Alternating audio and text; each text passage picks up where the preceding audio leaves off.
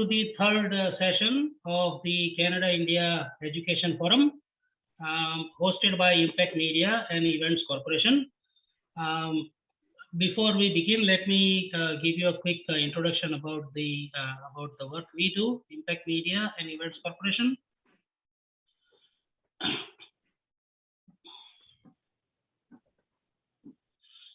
We are a media and events company based in Brampton, Ontario since 2002. We organize Make in India themed sector-specific conferences between Canada and India, provincial and interprovincial events between Canada and India, as well as speaker series lectures and in-person business leaders roundtables. We also have a YouTube channel and a Facebook page for IMEC, where you can watch all our events and conferences, plus, of course, the Twitter, Instagram, and LinkedIn pages. We are also hosting a major India at 75 Gala on May 29, India at 75 Food Festival on August 28, and India at 75 Dance Festival on October 16. Soon, we are also starting business delegations from one Canadian province to another, and in the planning stage right now for 3 Canadian provinces before the end of this year. Cabinet ministers from Canada and India, senior ministers from various Canadian provinces, MPs, MPPs, city and regional councillors, high commissioners, ambassadors, and consul generals from Canada, India, and USA, presidents and CEOs of large companies, and prominent personalities from different sectors participate at IMEC events, both virtual and in person. So this is the third session in our Canada-India Education Forum, where we bring together Canadian colleges and universities, as well as other stakeholders in the bilateral education corridor.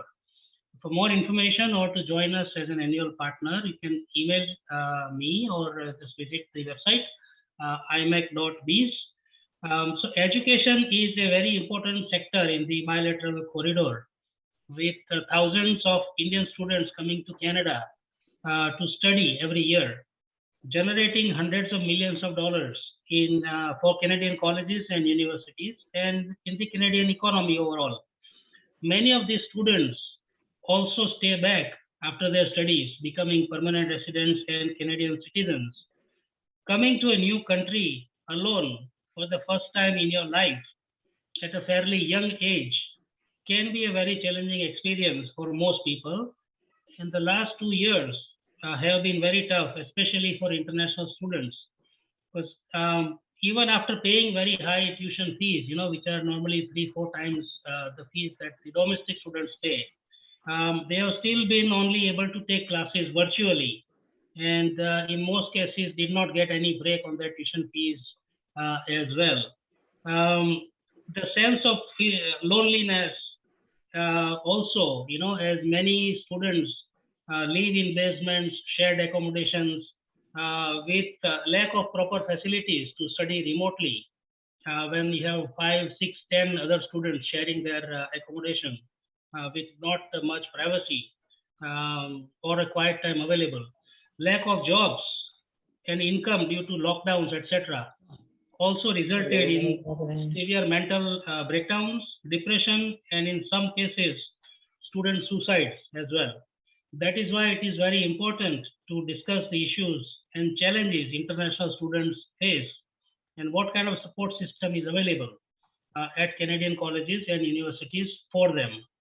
We have several representatives from Canada, from colleges and universities, educational institutions, as well as the Consul General of India to Toronto, to share their knowledge and perspective on this very sensitive issue. Before I begin and invite our keynote speaker for today, let me thank the IMEC sponsors, without whom this session and all our other Canada-India initiatives would not be possible. So they are Simply Financial, Tangentia, Efficience Canada, Home Hotel and Resort Limited, One Place, Pavi Winning, Natu Oil Services, Seneca College, Skylink Capital Corp, SBI Canada Bank, ICICI Bank Canada, and Akal Insurance. So with that, please welcome our keynote speaker for today, the dynamic Consul General of India to Toronto, Apoorva Srivastava. Over to you. Thank you. Namaskar. Sorry, let us introduce you first. I forgot to say that. Apoorva Srivastava is a career diplomat, having joined the Indian Foreign Service in 2001. Prior to being appointed as India's Consul General in Toronto, she worked with the Minister of External Affairs from January 2017 to August 2019. In her 19-year diplomatic career, she has served twice in the Indian Embassy in Paris from August 2003 to October 2006, and again from August 2012 to July 2015, and in the Indian Embassy in Kathmandu from June 2009 to August 2012. In the headquarters, she has served as Under Secretary in SAARC and as Director Administration. Consul General Ms. Srivastava holds a Master's in Psychology from Lucknow University. She speaks Hindi, English, and French. She is married to Mr. Anshuman Gaur, a career diplomat. They have 2 daughters. So over to you now, Apoorva. Namaskar and a very good morning to all of you. Thank you, Gopalji, for providing this platform for discussing the concerns and the issues faced by Indian students here in Canada. In the last few months, we have intensified engagement with various community leaders, industry associations, police, and other stakeholders for strengthening support for systems for our students. Our aim is to take preventive measures and address the issues, and when they crop up, and improve the overall academic experience of Indian students in Canada. And I think this sessions like this, the one we are having today, help in bringing the issues to the forefront, and it becomes easier to understand for the concerns for all of us, which paves the way for finding appropriate solutions for it.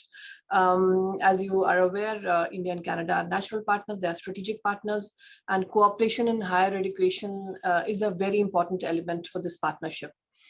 Canadian universities and colleges are well known in India, and a large number of Indian students are attracted to Canada for pursuing post-secondary studies. In fact, India has been the top source of foreign students for Canadian universities and college for many years now. We have nearly 230,000 Indian students studying in Canada. India is the largest source of being the largest source of international students. And recently, I had seen a report where the largest number of students we send from India to anywhere in the world is to Canada. So it's the largest numbers from both sides. Of course, these students bring in large revenues to the Canadian economy, and after their studies, most of these students will stay in Canada and contribute to the growth and development of the local economy. These students will create bridges of friendship between our two countries. So it is very important that the students receive the best possible education and training so that they become productive global citizens. So during my 2.5 years, whenever I've whenever the restrictions were lifted, I traveled to different provinces. Within provinces, I was in Sudbury yesterday. I was in Windsor last week, and I've always made it a point to travel to various universities and colleges and meet the students and listen to their problems. While I'm happy that most of the students are satisfied with the overall educational experience in Canada, however, at the same time, we have come across a few cases where Indian students were found, we had some, were undergoing some unpleasant incidents. There have been cases of suicides, overdose of drugs, drowning, rash driving, fraud related to jobs, etc. In last 1 month, we saw that there were 5 students who unfortunately passed away in an accident. There was one student who was shot near the metro in Toronto. There was one student who drowned in New Brunswick. So this is in last 1 month. So this is really heart-wrenching and very, very unfortunate incidents that we have to deal with. And Apart from that, as Vipulji said, that these students, when they come here, many of them after 12th, they are very tender in age, and they need a lot of guidance. In India, most of them have not worked. Not done household chores. Here they have to come, they have to study, they also do part-time jobs, they have to look after the house. So it sometimes becomes very stressful, and without your family, it can be really stressful. So number of students are facing anxiety and mental health issues, and really need appropriate guidance and support from all of us. And this has to be a overall approach. It's not one person can do it. Consulate, the local government, community organizations, all of us have to come together to create an atmosphere where Indian students may feel comfortable, and at least they provide platforms where they can talk about it. Given the increasing number of such cases, we have taken some proactive steps to rope in the wider community and other stakeholders to create appropriate support systems for ensuring well-being of Indian students. Sometimes, there are also cases where students are misguided by agents, and they were told that something else, they'll study something else, that about the environment of the country, but when they come here, it's a total different thing. So we have to be, taking into cognizance all these things as well. We already have a few brainstorming sessions and have come up with various suggestions to assist the students in making a successful transition to life in Canada. We are working on a coordinated and meaningful initiative that identifies and addresses the issues and equips the students to deal with social, culture, financial, and other challenges. We are planning to have a core team of volunteers dedicated to supporting students. These could be people from different walks of life with relevant experience in student exchange, engagement, and student service. We can create various communities to focus on employment and career counseling, health and wellness issues, including mental health, mentorship, and volunteering, and basic needs such as housing, food, transportation, etc. So in my interaction with the community, I have seen there's a lot of people who really want to volunteer their time, their money for these kind of activities. And what we aim to do is to bring kind of a semblance of bringing everybody together. So whenever there's some similar problems, people know that this is happening and they can help. I would like to avail myself of this opportunity to urge, all Indian students to really focus on their studies and avoid situations where they can find themselves on the wrong side of law. Accomplishing a good degree is as important as taking good care of yourself. And if you find yourself in adverse situation, please reach out to us. We'll try our best to help you. Our consulate is your home away from home. We provide, of course, various kinds of consular services, which of course you will be needing. I'll request you to register with us and follow us on social media, and they are the most effective way to engage with the consulate. At the end, I really want to say that this is a whole community approach. All of us have to come together and create an environment where these students can flourish and bring out their best. I sincerely hope that today's session will stimulate more ideas that can be used to support the students. Let us work together to strengthen student support systems and ensure welfare of students while they pursue higher education in Canada. Thank you. Jai Hind. Vipul, you're mute. Okay, so thank you for the insightful remarks, Apoorva ji, as always. In terms of, so I've got a couple of questions for you. In terms of student suicides and deaths, it seems to be a terrible trend upwards. The consulate office is doing a tremendous job, as we all know, in repatriating bodies back to India and providing other support. And there are many people, including Mr. Kamal Bhardwaj, who is with us on the panel today, who do a commendable job in this kind of repatriations. But in your interactions with the students, what do you hear from them? And is this a temporary challenge, or is this a sign of a deeper problem? as I said, when I interact with the students, most of them I found were quite happy with the college, the support provided by the college and the things. But of course, there is a deeper problem, the problem of adjusting to a new country, problem which has been exacerbated by COVID-19. So all these problems when come together, then of course, in various other parts of the, GTA is one, there's a different problem set of problems in GTA. But when you go to up north in Ontario or other Atlantic provinces, there are different sets of problems. So what I have been trying to do as till now is I have been working very closely with the community organizations. And I must say that I must commend the community organizations to always, help out the students in whatever way possible. We do help, sometimes, of course, we give financial help also, but mostly it's the community organizations that come together. And sometimes, for instance, if I get a message from somewhere that in New Brunswick there is a student who has COVID and he needs help, and we contact the community organization there, and they immediately respond to that. So there's a different set of problems, and I'm sure, and what we had been planning with, there's a student group meeting which we did around a month ago, and we realized that various subcommittees have to be made, and we are working on it. I'm sure once this is operational, it will really streamline all the efforts together. Okay.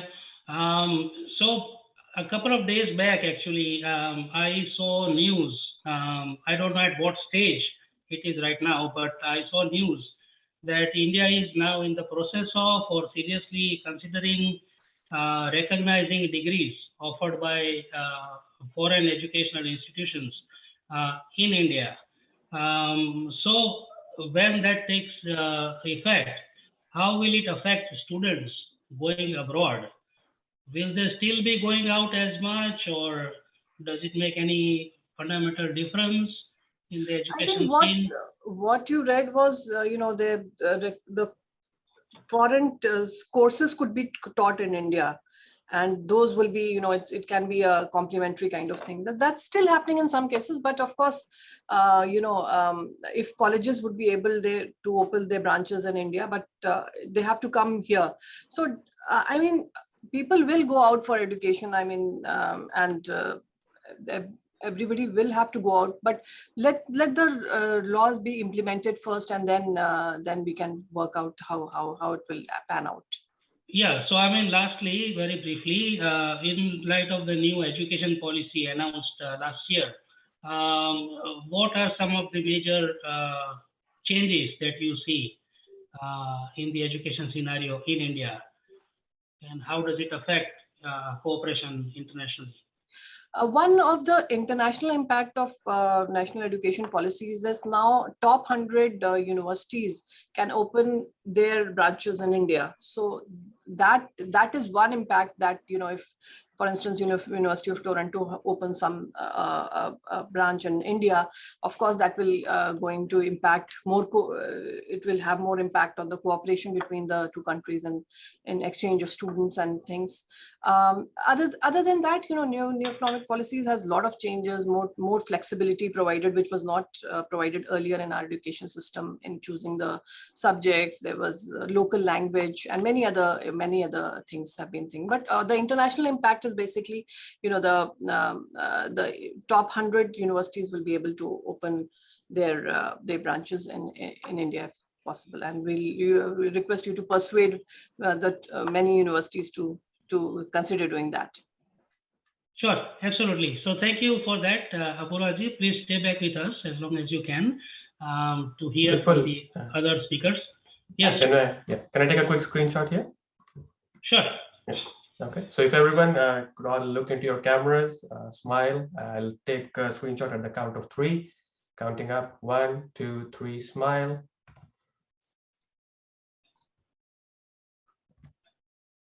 Okay, thank you. Thank you. All right.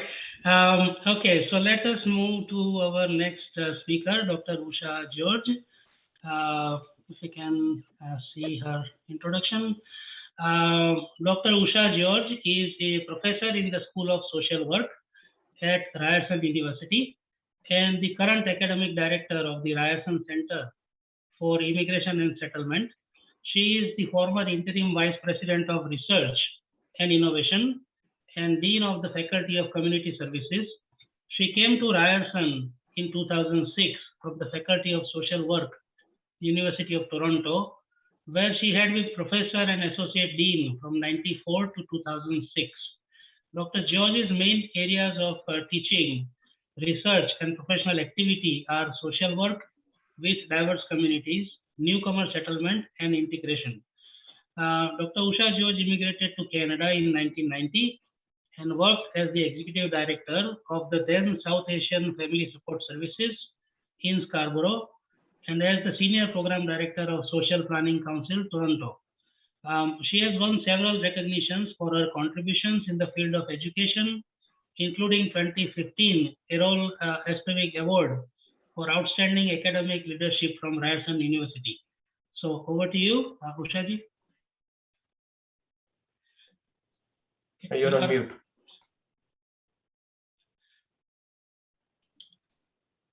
Thank you very much for the opportunity and good morning to all of you.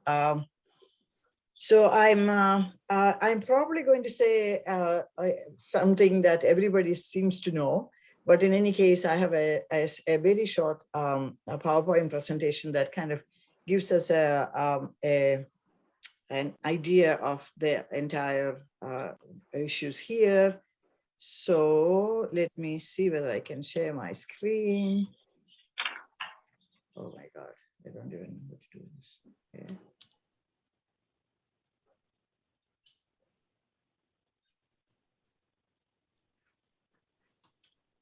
Sorry.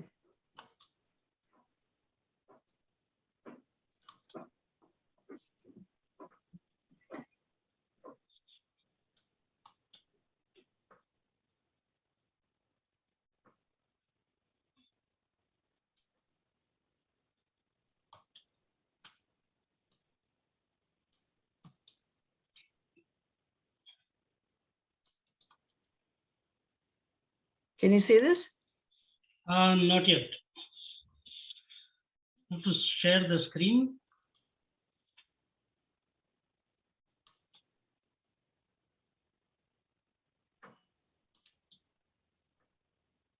Oh, Okay, you can see it now. oh, you can? Okay. Yeah. Oh, sorry. You can see it now? No. No? Oh God, what did I do? Stop share your screen. It says that you're screen sharing. There we go. Can you see it now? No, Nagasarath, okay. Yeah, I can see it now. Yeah, Yes. yeah, okay. So I titled my presentation as Indian International Students, but before I go into the details of the Indian international students, I wanted to give you a profile of international education.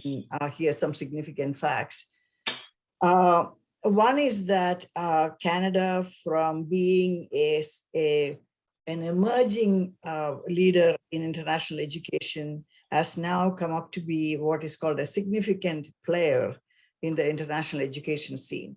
And that is demonstrated by the statistics here. In 1920, for example, there were only 1,300 full-time students, whereas from in 2020, it was 530,540 students, which fell from 630, sorry. Oh God. So it fell from 638, 960 because of COVID. Otherwise, the numbers would have been 600 something. The profile of international students are mostly they are male, 55%, and 45% female.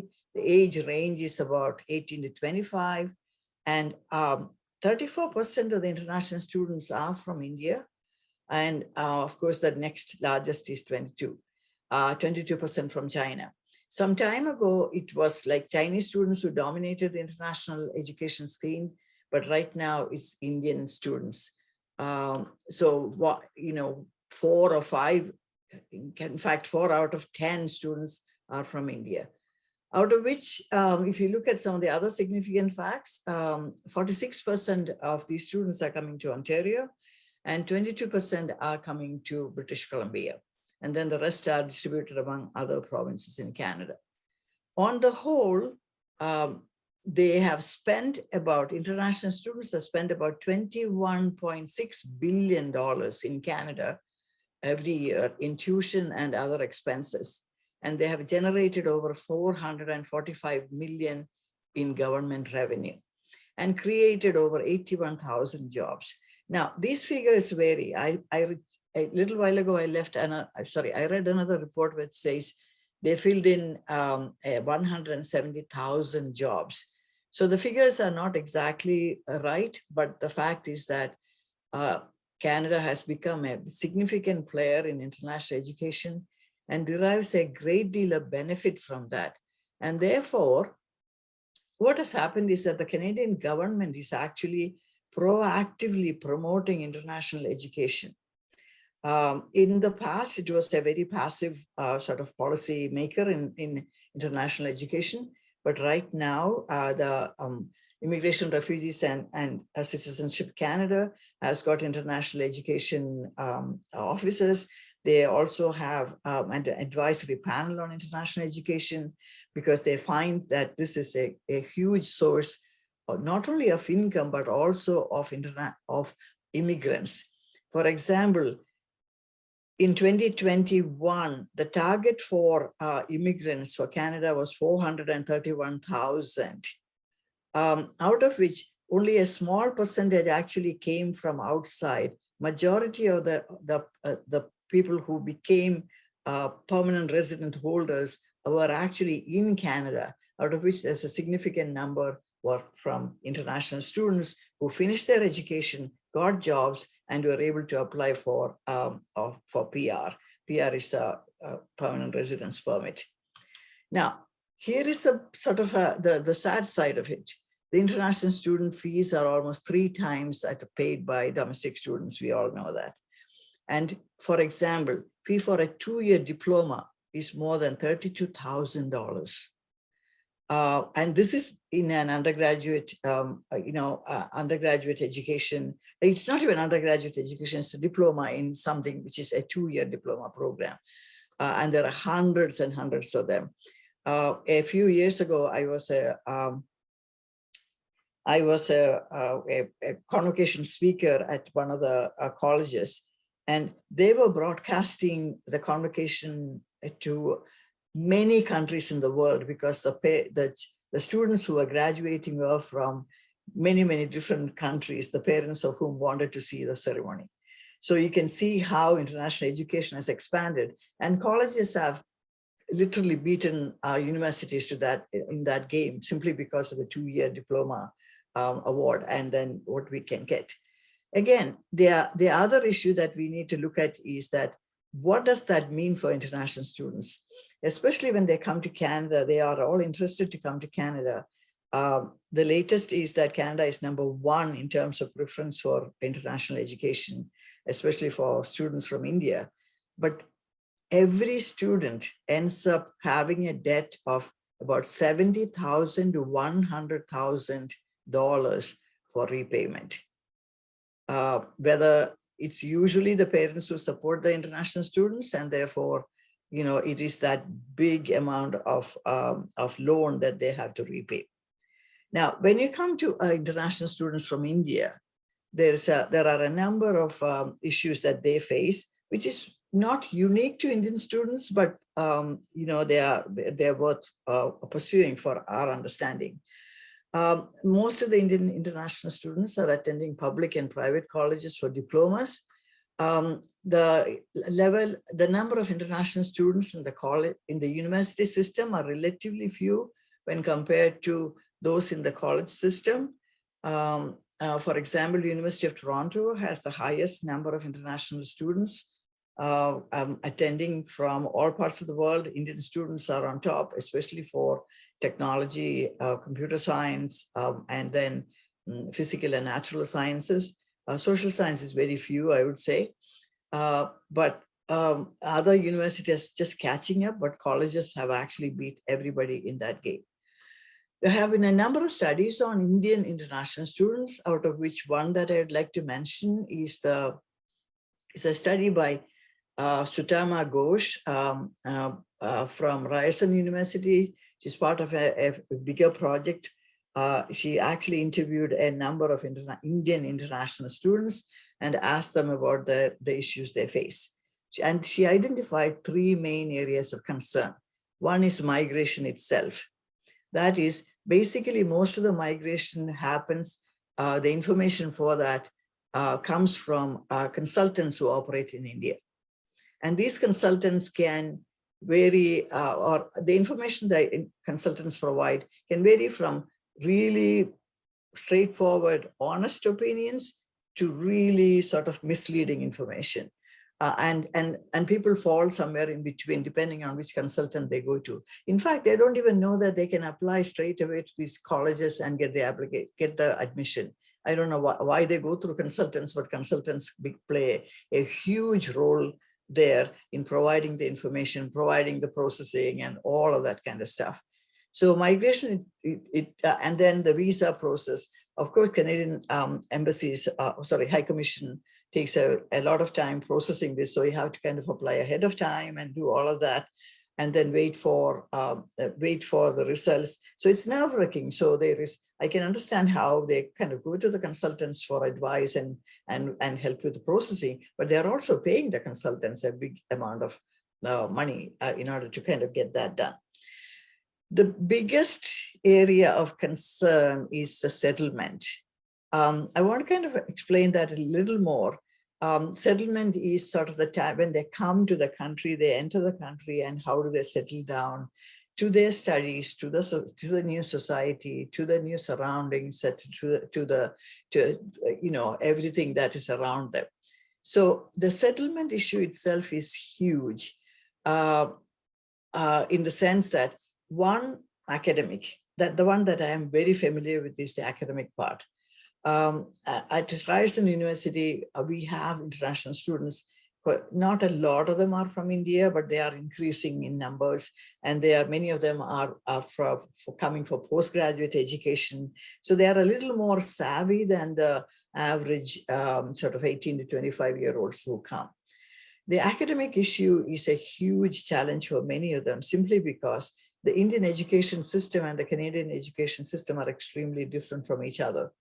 So the Canadian education system expects a lot of independent work by the students, creativity, problem solving, all of that, participation in class, readings, all of that is totally new to them, to the Indian international student.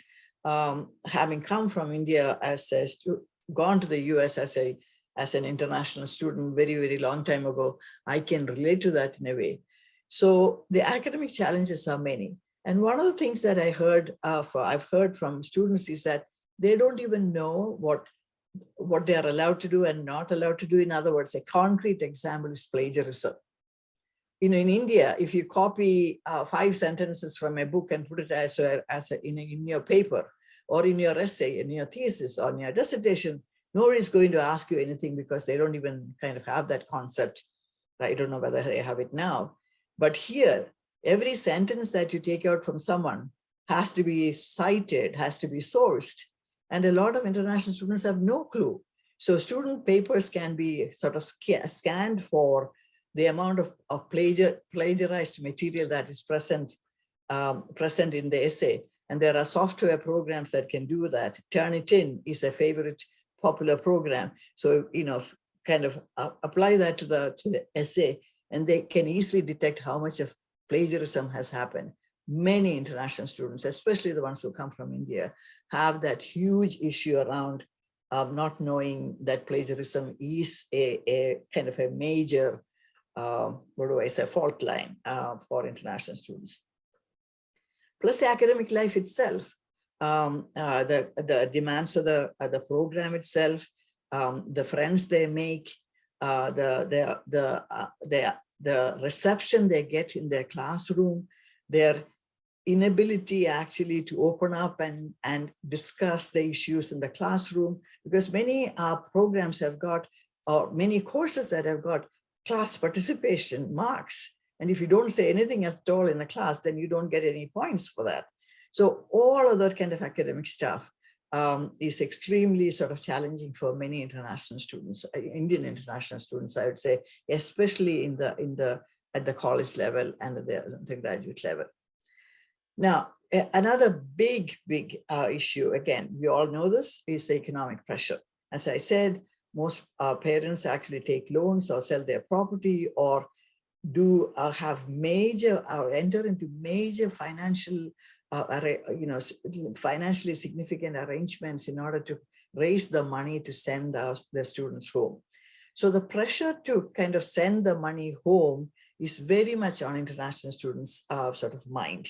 So they are allowed to work 20 hours per week outside their studies, but many of them end up doing much more work than they should, and therefore, of course, jeopardizing their own academic career, academic work.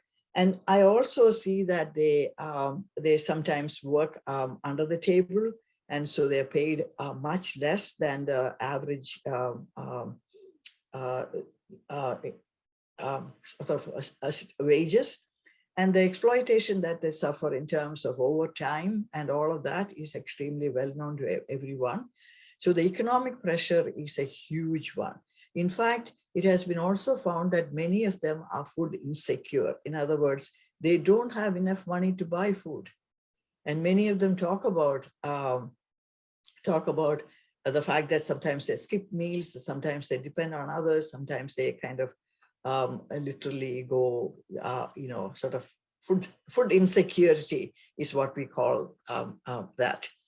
And then the third and the most important, third is the socio-cultural context and the issues there. You find that that international students, the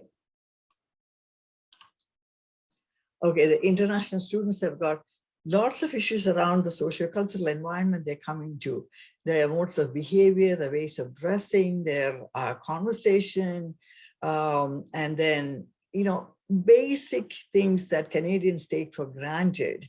The international students have to learn that social context and have the skills to sort of adjust to that. For example, I'm just giving a minor example. Say, for example, in a classroom or outside the classroom, a number of students are having a conversation, a mixed group of students. In Canada, people wait for the other person to finish before they jump in with this conversation, with their points of the conversation. Many international students do not really follow that or even understand that. They just, sort of kind of jump into the conversation, and sometimes that is seen as rude. So something which is so natural to them is now kind of defined as rude by their classmates. And then I've had a number of students just defended a student, an African student of African origins, just defended his PhD thesis on international students, especially coming from West Africa, Ghana, and Nigeria. There also the whole issue around the socio-cultural acceptance that the students get, or the lack of acceptance, is a huge issue. And along with that is sort of the discrimination they face. And many of them really don't realize it's discrimination, and some of them do realize it's discrimination on the basis of color, on the basis of language ability, on the basis of accents, but they all kind of experience that. Now, the third area of major struggle for international students is service provision. What are they, what do they get? What can they expect from their institutions and society at large? Now, the institutional context is an interesting one, simply because now almost all universities and colleges have got international student offices. The issue is, and they have counselors, they have all kinds of people who can help them. The issue is how many international students go and actually receive services from these places.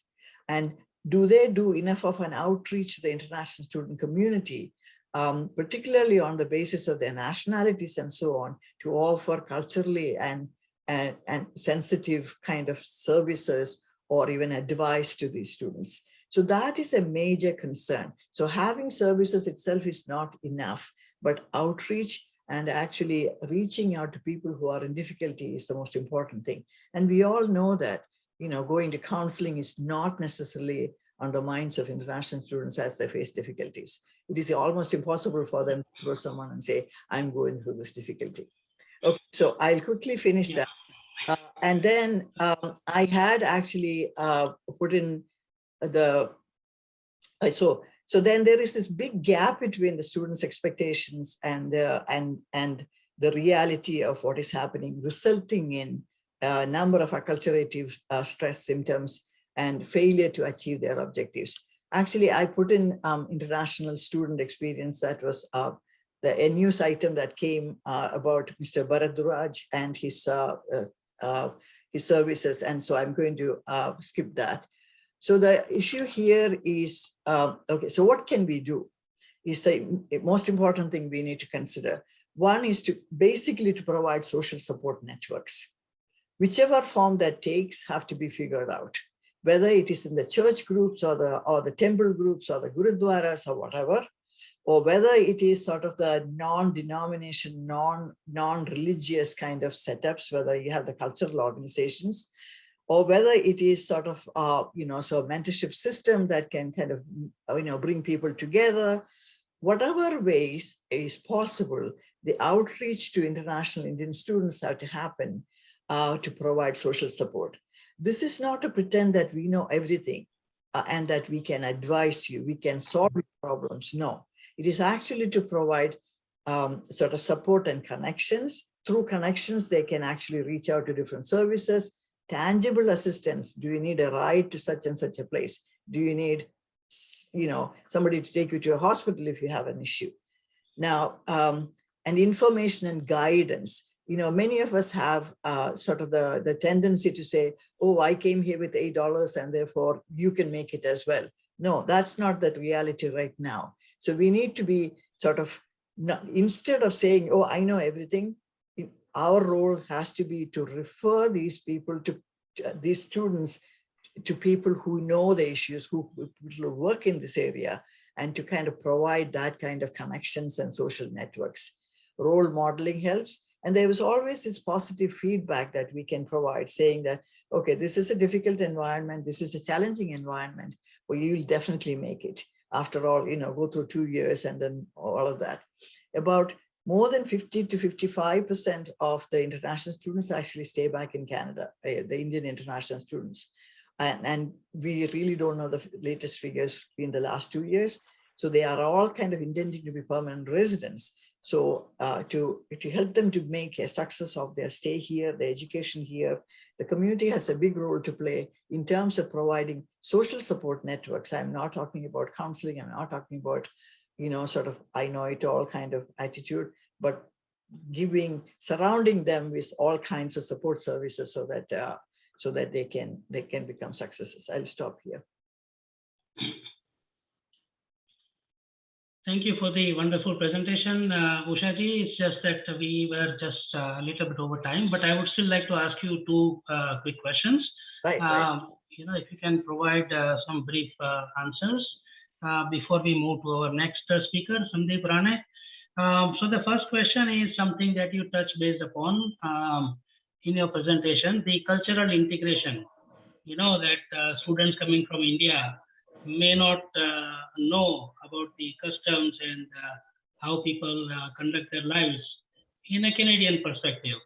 So can't this be done before the students come here, like, right in India, before they come here, either by the Canadian High Commission to educate them, about what to expect, how to lead your life, what is the Canadian way of life, things like that, either by the Canadian High Commission or by the institutions themselves to provide that kind of training in India before they come here.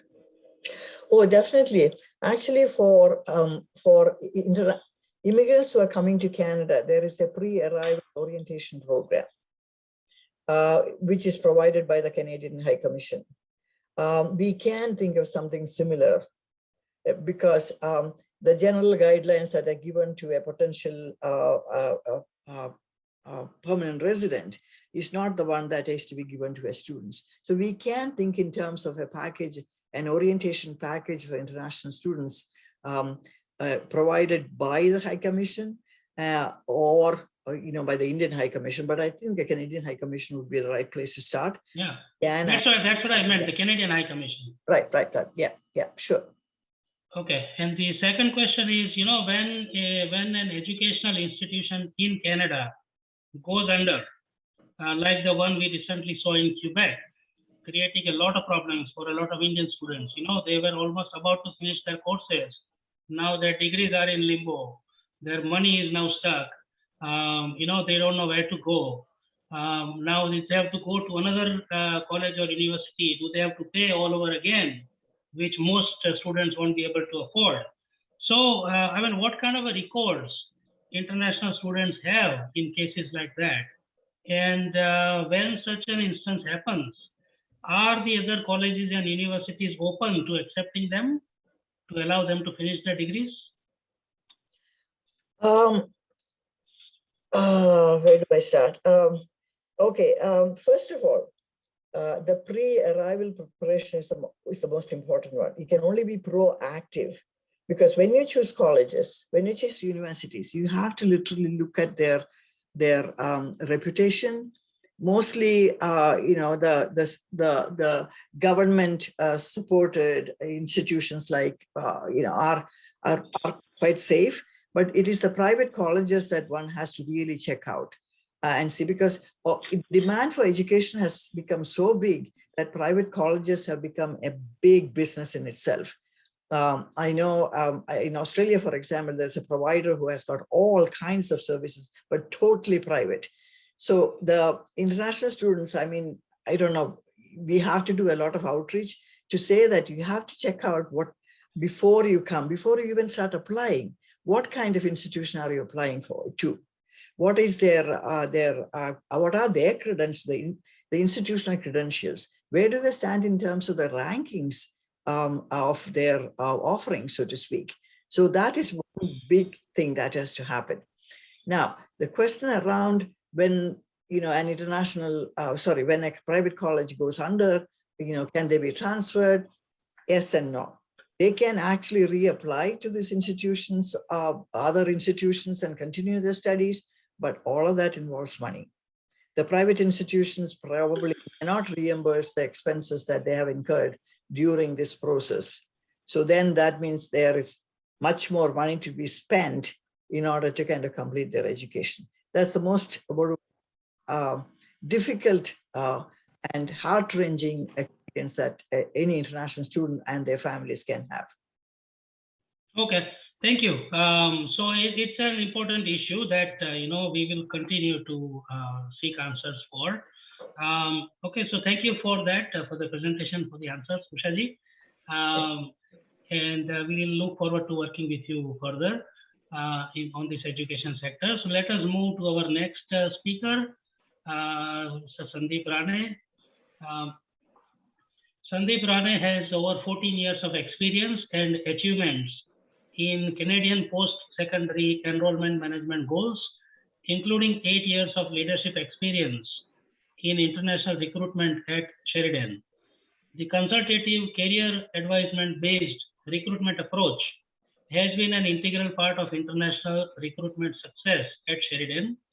In addition to recruitment, Sandeep also collaborates within Sheridan and with external stakeholders to put in place support resources for international students like onboarding and in-country pre-departure events, academic transition support with the help of library and learning services, financial support services, and community integration.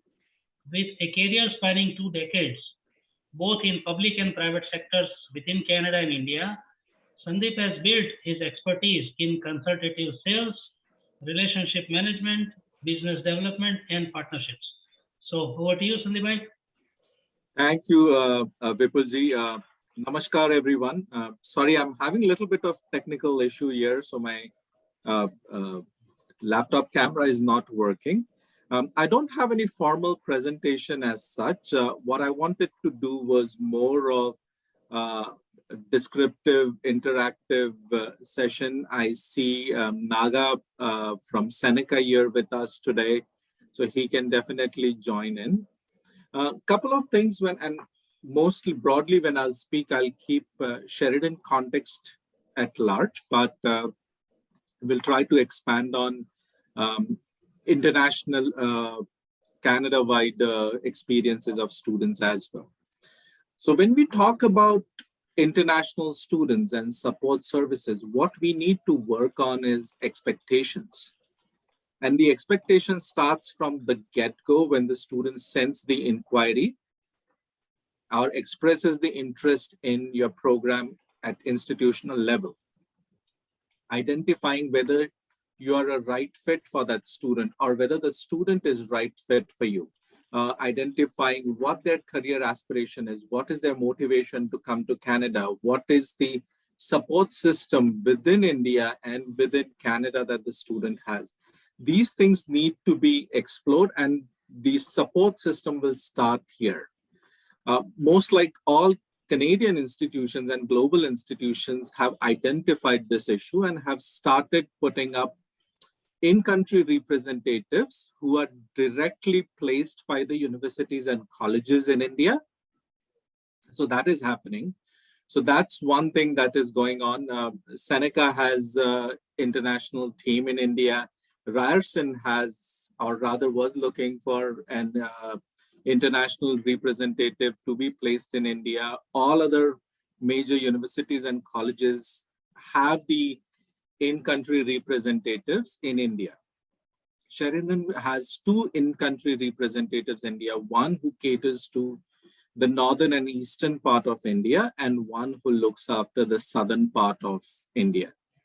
So the students have that access of real-time communicating directly with a university representative to get that information, to reach out and ask questions.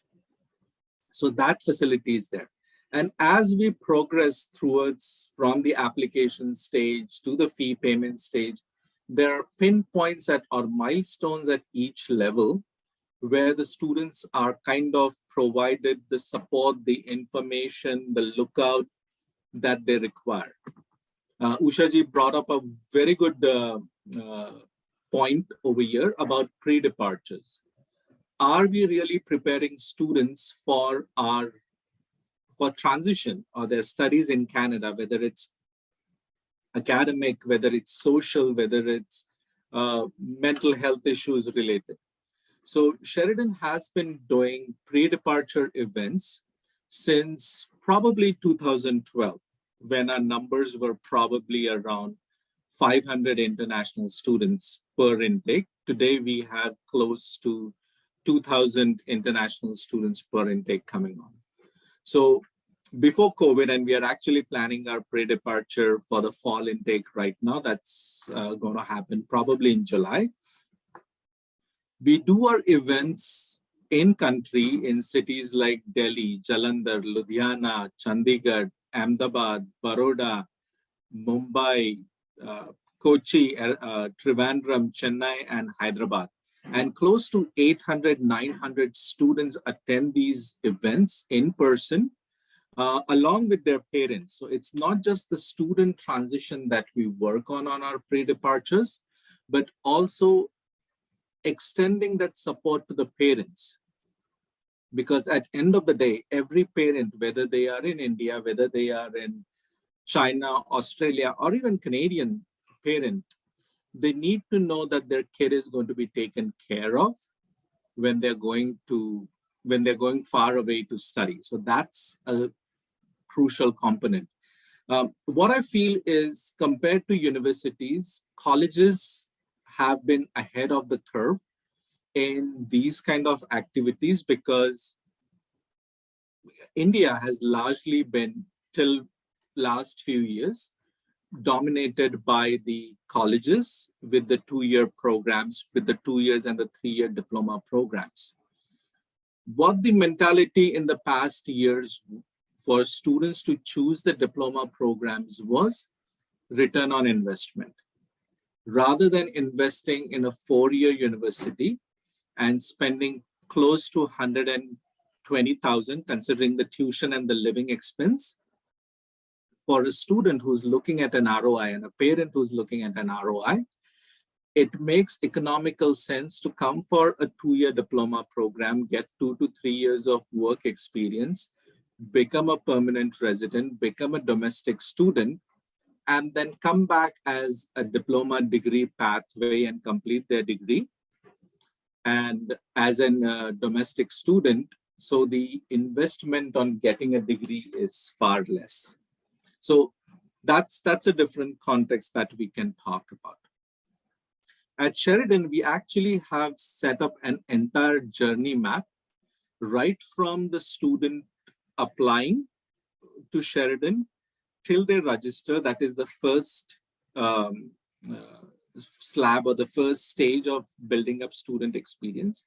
Then we have something called as first year experience. So every student, whether they're coming for a 2-year diploma, whether they're coming for a 4-year degree, or whether they are coming for a 1-year postgrad certificate, there is a nurturing of what we call a first year experience, so FYE experience.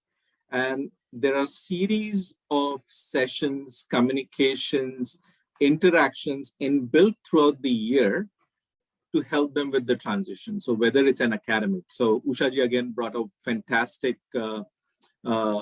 topic about plagiarism and academic integrity.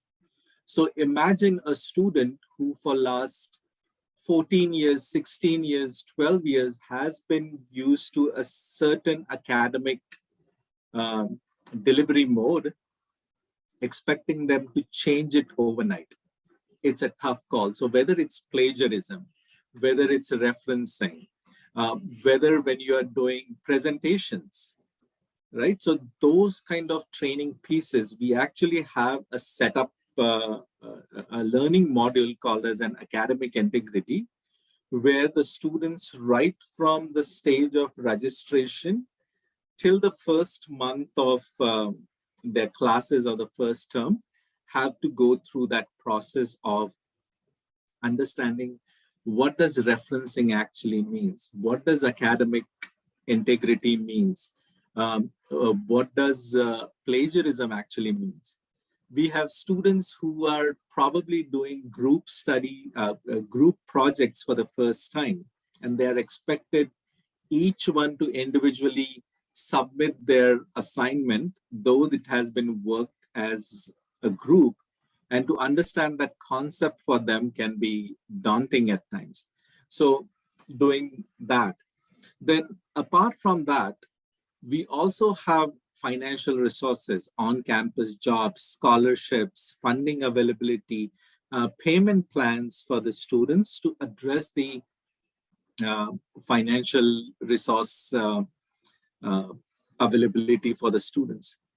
The biggest challenge what we face, and my counterparts might help me on this one, is what we need to get out of this psyche is not all Indian students are same.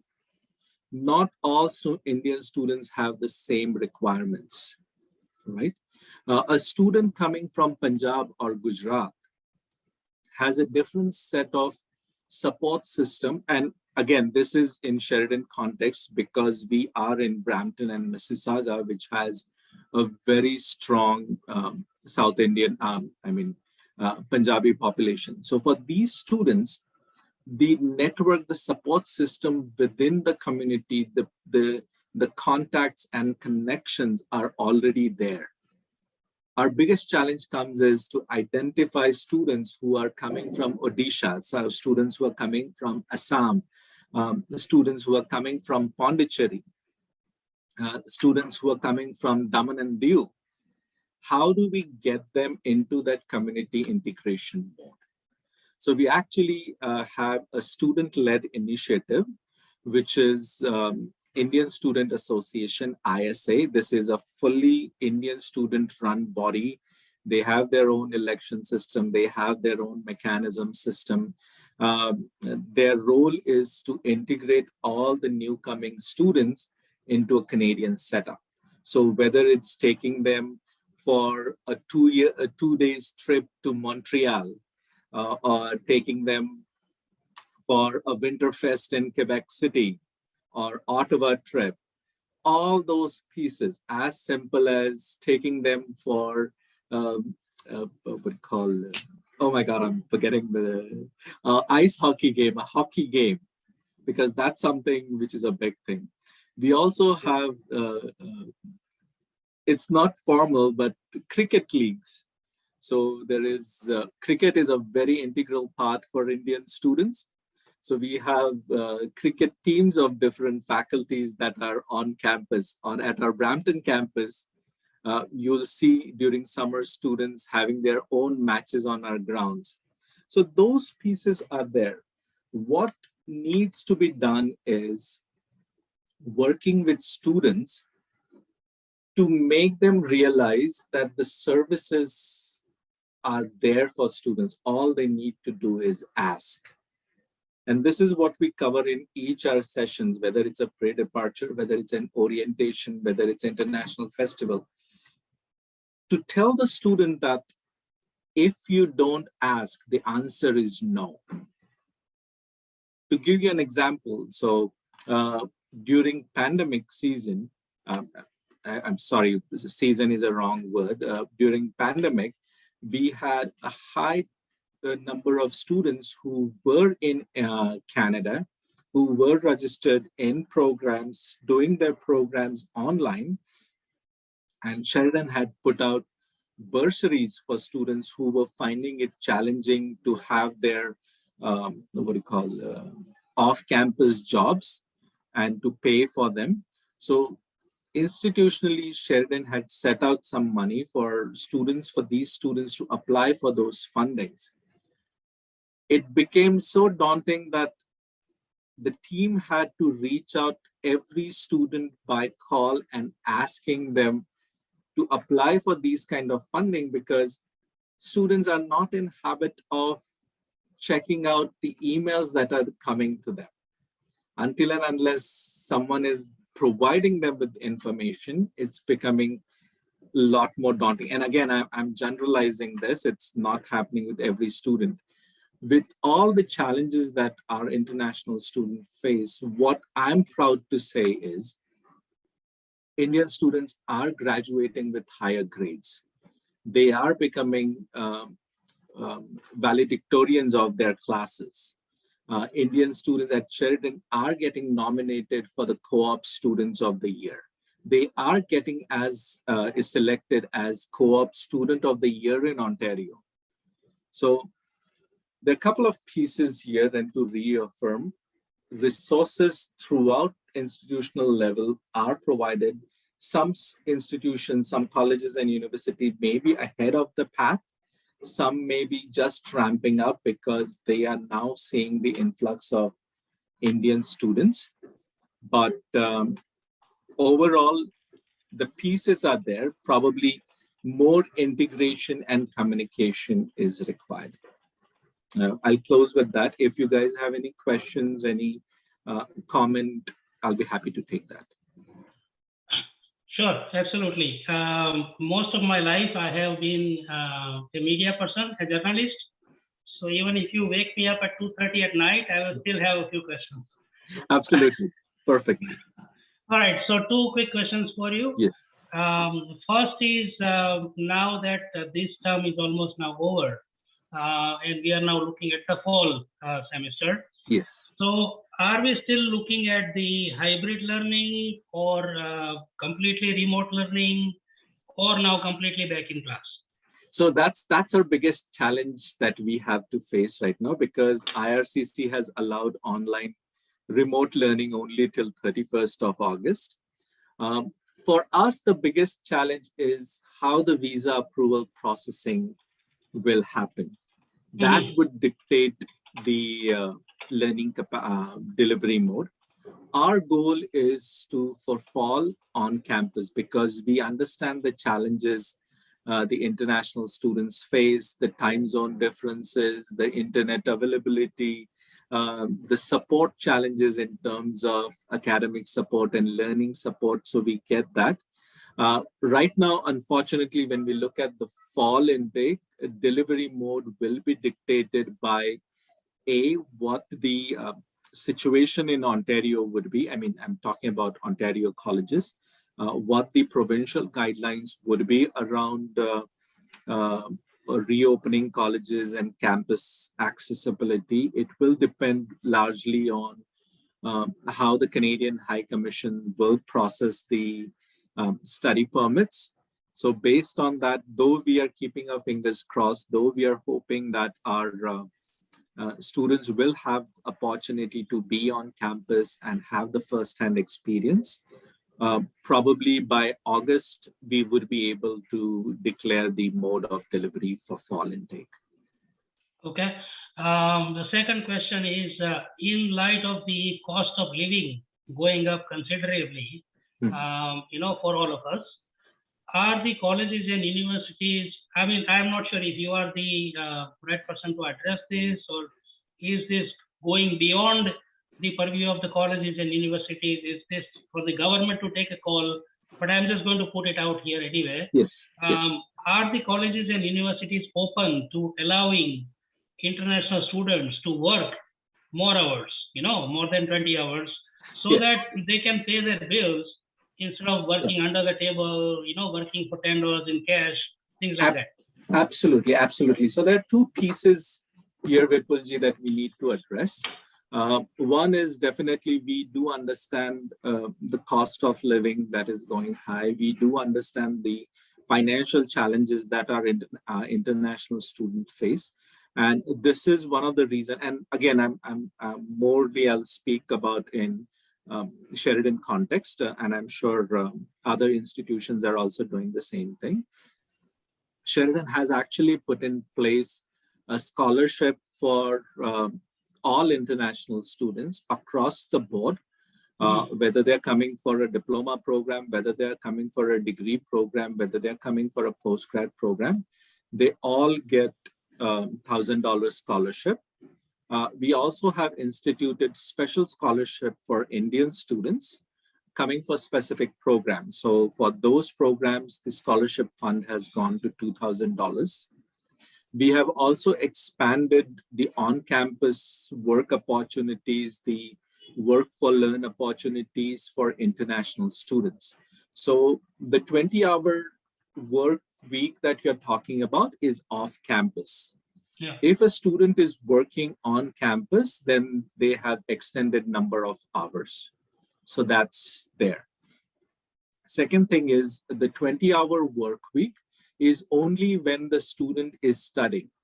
When they are on official break or between the terms, they are allowed to work full-time, provided they are registered in course. So that piece is already there.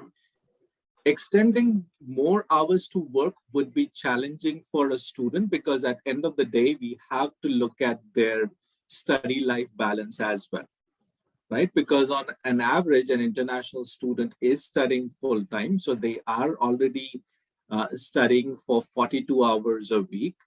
Plus they need their time to do their assignments, their classwork, their midterms, their projects, their finals. So that's there. We also understand that all work and no play made Jack a dull boy or Jill a dull girl. So we need to kind of have that fine balance of understanding when we say blanketly that allow them more hours to work, it may not actually work in their favor if it's going to impact their health, if it's going to impact their academic standing in the program. So those are the pieces we really need to address.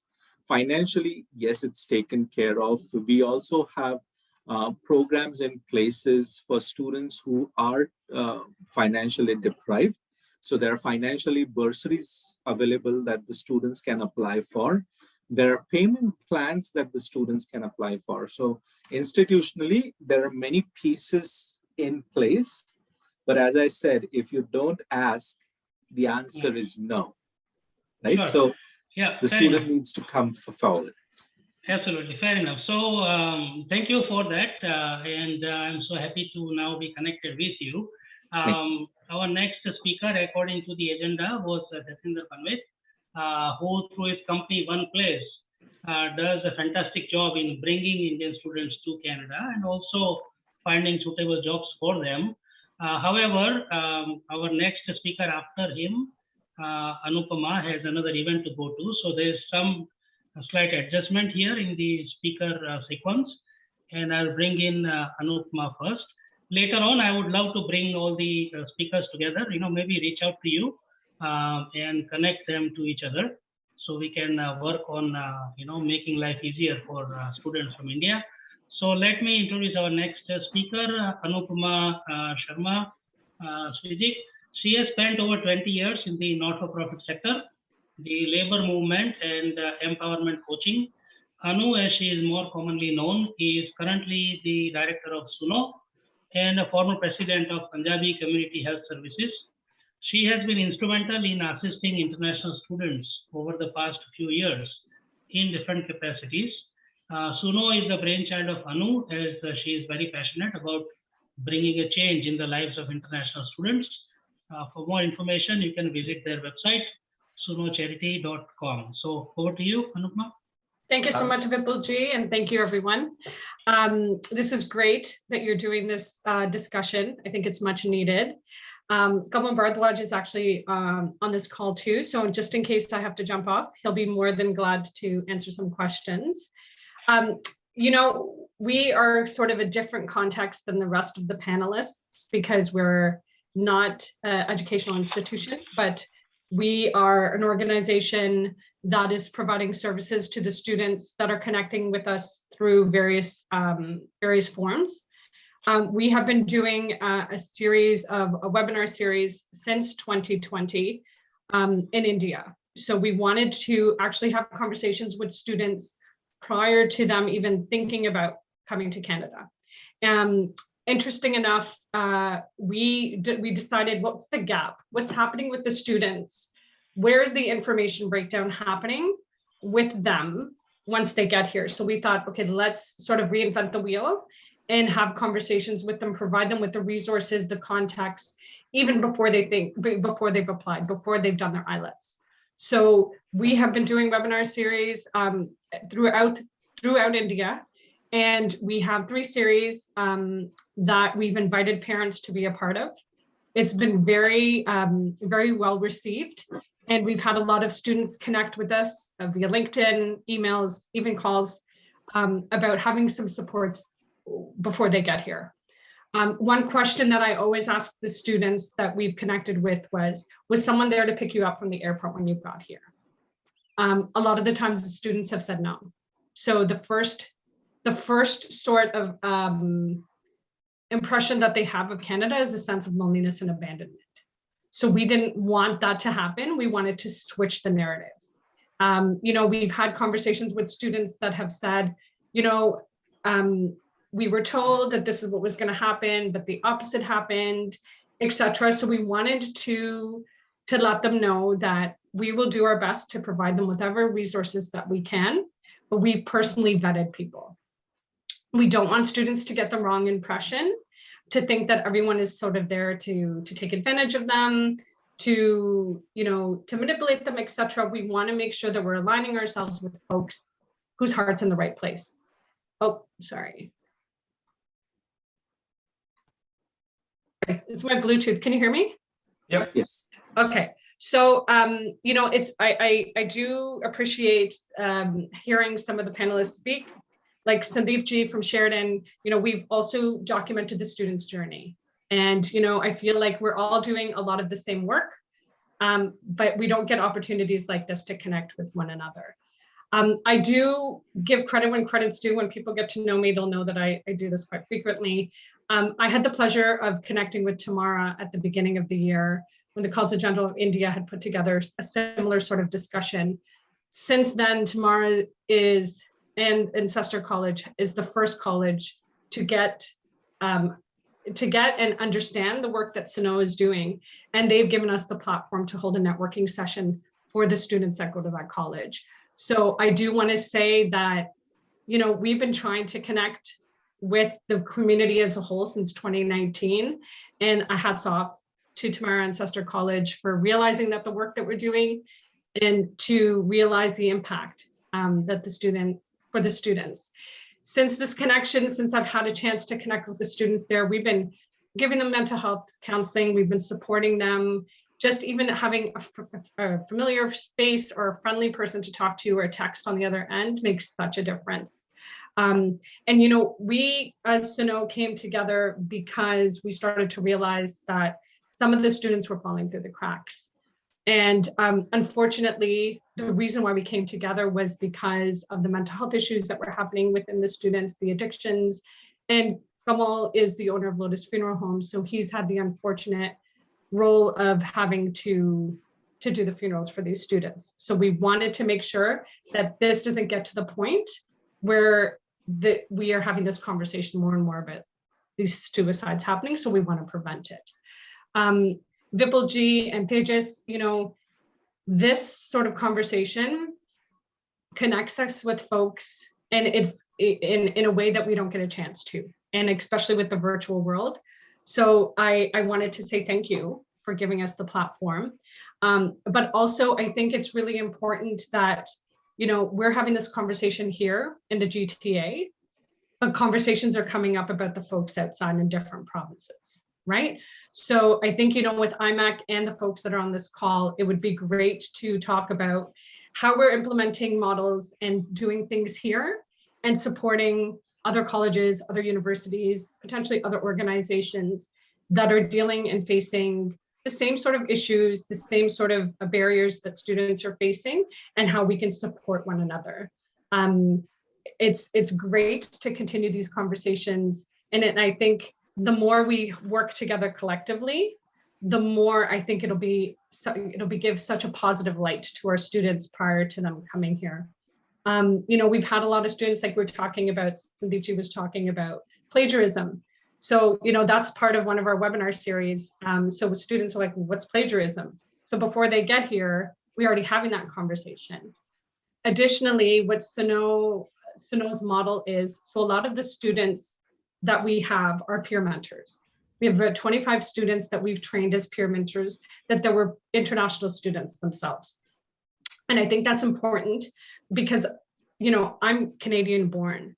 I will never understand the struggles that an international student's gone through, but because these students have been through there, it's a familiar face, it's a friendly face. They can relate, they can support them. And I think culturally appropriate makes a huge difference as well.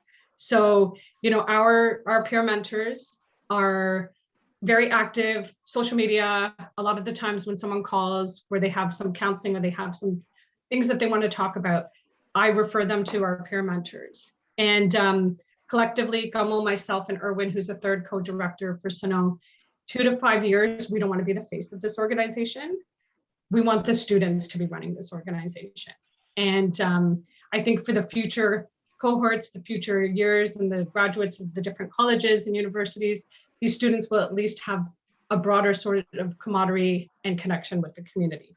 So I can talk for days about the work that Sunoh is doing, but I can answer questions if anyone has. And Kamal, I'm not sure if I missed anything, if you wanted to jump in and share something that I've missed. You know, there are many things that we didn't really we talk about education, but the international students and that, but there's a lot of things that like human trafficking. That is a big area as well.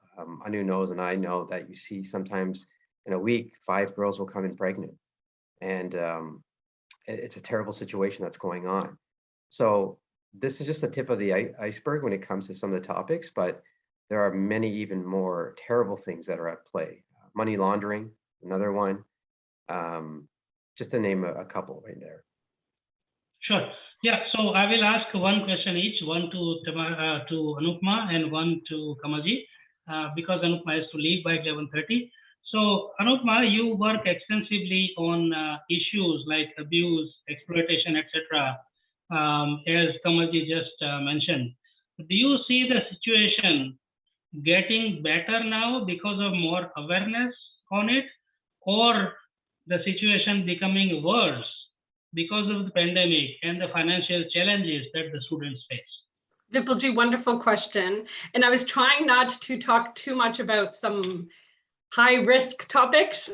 So, I feel like it's getting worse, to be quite honest. And financially, the pandemic, but also I think there's another component that I sort of touched on, but I'll be very transparent, that I feel like the work that we're doing in tandem to provide support for the students, but also provide awareness for the community. Yeah. So a lot of the community might not be aware of the sex trafficking, the human trafficking, and all these other things that are happening. So we're doing this and maybe ruffling some feathers, but I feel that because of the pandemic, a lot of the students, and I'm not just going to say female students, but male students too, are trying to figure out how to make ends meet, right? We know that 20 hours isn't enough off of campus. So I feel that a lot of these issues that are affecting them are getting worse. And, during the pandemic, a lot of the students, some I know that graduated without having to step foot in a class. So you think about spending $30,000 roughly, coming here and not getting the chance to get the same, like getting the experience of in a classroom, meeting other folks. So they've literally been in their room. And the only people that they're connecting with might be their roommates or other folks. So now that, campuses are opening up, now that people are interacting, I feel like the mental health conversations are not going to happen as often because they know that there's resources to help them. But I feel that the conversation needs to happen about which culturally appropriate services are there for them, right? So colleges are doing a fantastic job. But I feel like the conversation might happen, are they culturally appropriate? Are they speaking Hindi, Punjabi, Gujarati, whatever the languages are? If they're not, how can we kind of form allyship with organizations that are doing that, so these students know that there's people helping them to get out of these issues that they're facing? Okay, so thank you for the fantastic work you are doing. It is much needed and is extremely helpful actually. People who do not face these issues will never understand how important this kind of assistance is. People that do actually need this kind of support will absolutely thank you for their life, for the assistance that they are getting from you. So we need more people like you. And thank you for the job you are doing. And Kamalji also. Kamalji, my next question is for you as part of, I can see Tamara, endorsing it. Kamalji, you have been part of Sunoh. You have been supporting this, help and other assistance. And through your Lotus Funeral Home, you have also been providing the funeral services. You have been working extensively in repatriating bodies of Indian students who pass away here back to India. In terms of the impact on their families back home, who may have borrowed huge sums of money, mortgaged their houses, their farms, do everything possible to send their son or daughter here. So in terms of the impact on their families back home, can you help us understand, this process and the challenges that you face, their families back home face, and the support the community provides in situations like that? Well, it's very tragic, obviously. To give you some stories, for example, the impact on some of these families, and this is getting very common. And this was sort of the tipping point why I wanted to, work with Sunoh and get this organization going, was when there was a case where there was this family and their loved one passed away, and unfortunately was suicide. And the parents, who were very elderly, went actually on a hunger strike. They did not want to eat anything until their son arrived back in India. So, and we are pleading with the family, don't do that, because it can take a number of days, and we don't want anybody to go through something like that, because that's going to obviously make them go through, physical hardships to go on a hunger strike until their loved one comes. So imagine, putting yourself in a parent situation, losing your child, and they didn't believe that was their child until they came and they saw it, and that's why they didn't want to eat anything. So the challenge is to get them there quickly as possible. So if something happens on a Friday night and the government offices are closed and they can only open on Monday, so we've lost already a couple of days, right? Because there are provincial governments involved and getting certain documentation. And I thank you for all the work that the Indian Consulate Office does, because they facilitate the documentation as part of the process as well. And they work very quickly, efficiently to help us along the way. But there's different government agencies in Canada involved, and all this does take time, right? And we have to book flights and so forth and that. So the challenges for the families is just the waiting of that. The emotional support that they have is whoever's around them locally. Recently, there have been some people have been approaching us and saying, we've been hearing more about the news. For example, the young man who was shot downtown, unfortunately, and we had to bring him back to India. And there was a number of people wanted to help the family, reach out to the family. So, there are good people in Toronto and GTA that want to get involved and help. But obviously, if you want to give emotional support, you just can't be just giving like that. There are professionals that are more geared towards to do that. So it's just not meant for everybody, and things like that. So that's some of the challenges that are facing right now, or just the time delays. And during the pandemic, that was difficult because of some countries were shutting down and airports were shutting down, or and so that became challenging as well. But we're through that now. Right. And hopefully these cases will now decline, as we open up more, as there is more awareness about the issues in the broader community, among the students also, right? Because I think your job is, and our job rather, not your job, our job is to not only to reach out to the community, but also to reach out to the students themselves. To tell them about the help, where they can find it, what kind of help they can find it, and that they are not alone, they are not helpless. They are in Canada, but Canada is now almost, you see so many Indian people here, Indian community origin people here, that they are part of the family, and there are people that they can go to. So that's our job. That's what we collectively need to do. And I thank both of you and Anupma, for doing the amazing job that you are doing for students. So with that, let us now go to our next speaker, Jatinder Banwait. We are running about 15 minutes behind the schedule, so my apologies for that, Jatinder ji. After Jatinder, we'll go to Tamara and then Nagasarath. Jatinder Banwait is a technopreneur with 20 years of experience delivering innovative technology solutions to customers across the globe. His latest venture, oneplace.ca, is a one-stop education platform that enables international students to search and apply for courses online for many reputable Canadian colleges and universities. The platform will seamlessly connect the students and educational institutions directly across the globe, enabling a transparent and faster, efficient admission process. One Place platform also provides a unified view to all the major stakeholders in the admission process, like the students, colleges, and immigration consultants together. One Place also offers job placements for qualified students through their in-house recruitment programs. He possesses a master's degree in mathematics and is an avid cricketer. So over to you, Jatinder ji. Thank you, Vipulji. Thanks for the introduction. So I have, I think, 10 minutes, so I will try to be on point as much as I can. So One Place, as everyone knows, what are the issues we are facing, whether it's Usha ji mentioned, whether Sandeep, Rane mentioned, whether Anu ji mentioned. So everyone, I think we know what are the main issues we are seeing, from day one. When the student starts journey from India or from any other country. But the question is that all those issues are there, but how we can solve those issues? We are discussing about, these are issues are there, but how it can be solved one by one.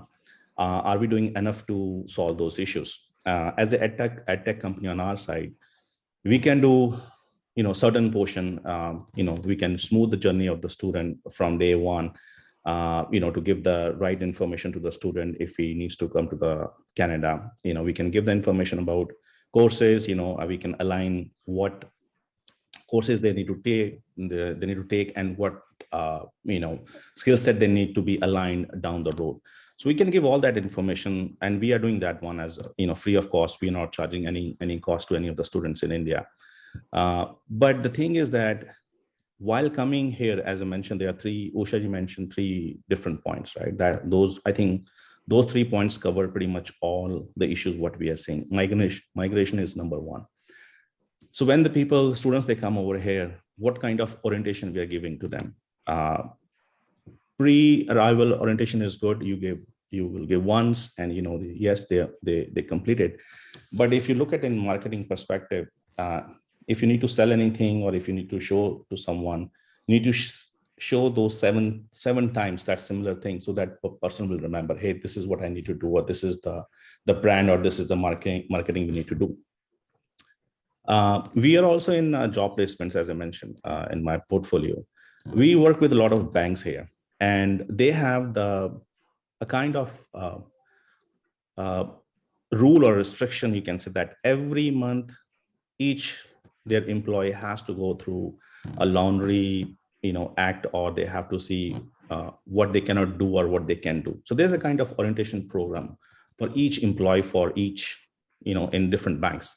I think similar thing we can do. We are saying Consulate General is doing, or Canadian High Commission is doing.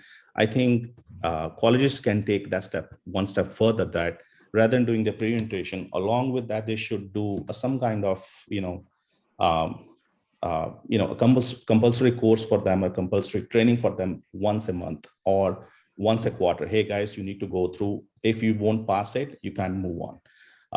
Even in Canada, if you look, even if you do any courses, if you do anything, they will give you a kind of a pre-test. Guys, do this one. If you don't know, you need to go back and refer, those points.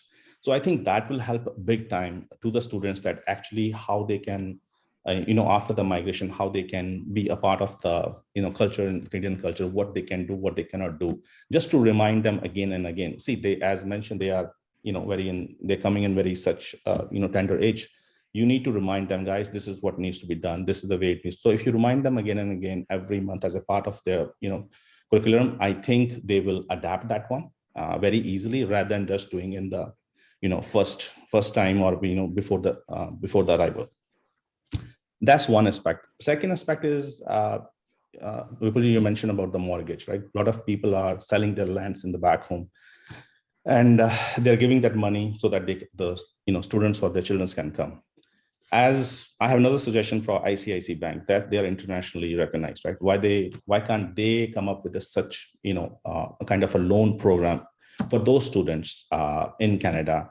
For Canadian students, we have an OSAP. Recently, a company called Sophie, they launched in the US.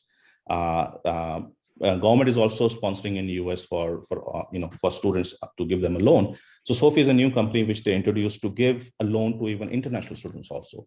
So similar thing can be done, I think, in Canada through ICICI banks, or some international banks, where they can actually come up with the option. Although they have the collateral back home, they know they have this kind of money available. So at least based on that, they can give the loan over there. So they don't need to sell it right away in India, and they don't need to give that big amount of money right away in the first place. So where they need to, again, they need to struggle. So when they sell their property or those things, then the students, whoever is coming to Canada, pressure is on him that how he can recover that money and send it back. That's why students are doing a lot of random jobs. 20 hours is perfect, time that you can do the most. But most of the students I have seen, they are doing 20 hours legally, but they are also doing a lot of illegal work on cash. Because reason for that, because they can't meet their both ends, and they have to send the money back to India. So I was thinking, another site for that one, that 20 hours is set for that one, but why can't we add, or maybe colleges can put such a way that, hey, within your course, 20 hours you can You can do the work to earn the money, but maybe 10 hours extra, for example, it has to be attached with your course related experience, whether it's a volunteer job for 2 hours here or for 4 hours there. So at least they can go in their own line rather than looking for odd jobs. And then they're struggling even after 2 years or 3 years after their course to get a job in Canada, because end of the day, they're not looking for the right courses or right jobs in that side. We did a lot of POCs with different colleges. We are a part of capstone project for Sheridan. I think Sheridan is doing a good job, especially in the capstone project, where they are giving a lot of right experience to the students.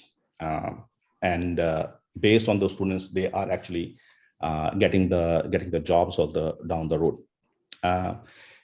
Last but not the least, I think the real struggle starts with the students when they need to look for the job. You can get the money from India, you can finish your course, you can do 20-hour jobs and all those things. But what's after that? You finish your course, what is the next? Will you get a job or not? I think that is the key point which we are missing, where they need to align with the specific job skill set, what they need to go. And I think that is missing from day one, because the students who are coming from India, their main mandate is to land in Canada and try to get a PR regardless, by hook or crook, whatever the way, they just want to land in Canada and get the PR. So in order to achieve PR, they don't focus on their studies properly, or they don't choose the right courses on that side. After 3 years, they will struggle, and then they will start looking for some employers to sponsor the LMI, or to give the money to some employers. Hey, can you give me the LMI so that I can be a permanent, or I can get a further citizen on that one. So job, I think a lot of colleges are helping in that scenario. They are reaching out to different employers, different companies. But I think we need to take a little bit one step more, that how every student in each college can go in the right direction from the studies perspective and can get the job in their area, so that it will be easier for them down the road to settle down in Canada, rather than struggling at the last minute and going through mental stress and going through financial issues. So that's on my side, guys. That's my 2 cents, what I felt in. Sure. Thank you for that unique perspective, actually, because you deal with students directly, so the challenges that they face. In terms of the education loan that you touched base upon, I believe banks are providing education loans in India very, very aggressively. I don't know if that qualifies for foreign institutions also, or only for studies within India. That is something that we can discuss with the bank. Yes, true, Vipulji. But for example, any international bank like ICIC or HDFC, they have the roots pretty much everywhere, right? So they can have the collateral as whatever it is in India, and then they can give the money in Canada for those students. It will be on lower interest rate, low thing. In India, it's around 8 or 9%, which is pretty high.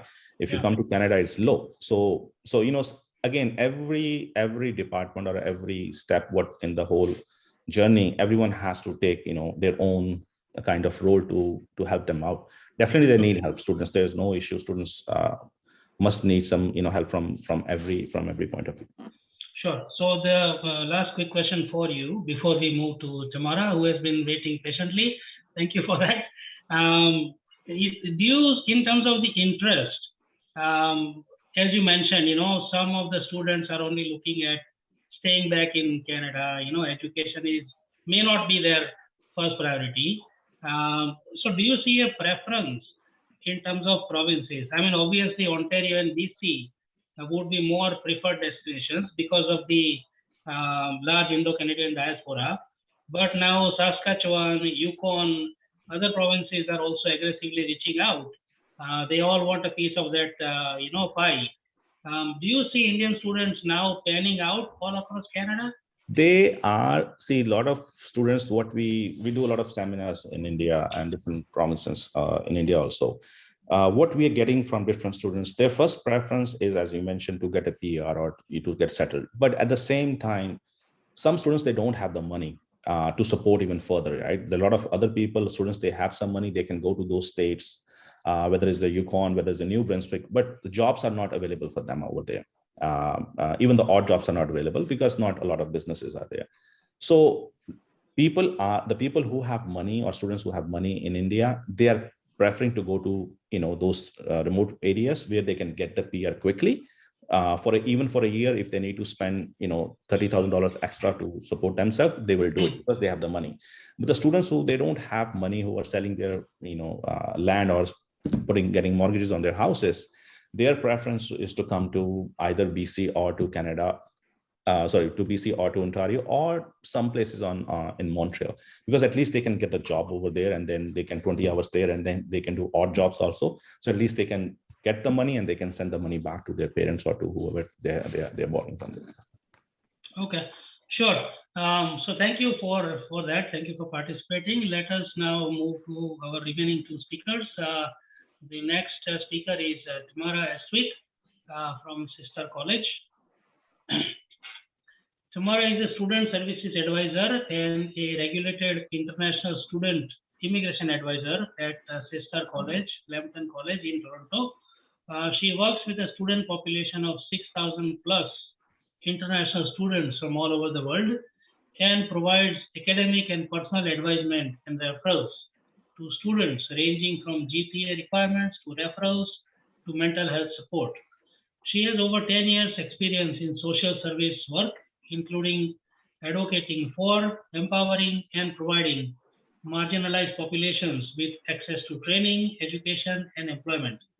Tamara has established numerous connections across various sectors, industries, and with for-profit and non-profit organizations to provide opportunities for clients and students to become successful. So over to you, Tamara.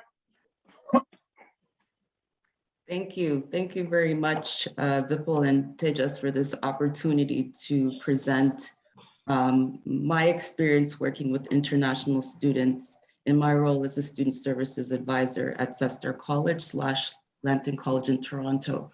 I just want to make the distinction with the institution that I work with. It's a private-public or public-private partnership between Lambton College that's based out of Sarnia and Cestar College that is based out of Toronto. 100% of our student population is international students. So our campus in Toronto serves international students. As you mentioned in the introduction, our campus has 6,000 plus students. All of them are international students. 90+% of our student population is from India. And the rest are from 44 other countries around the world.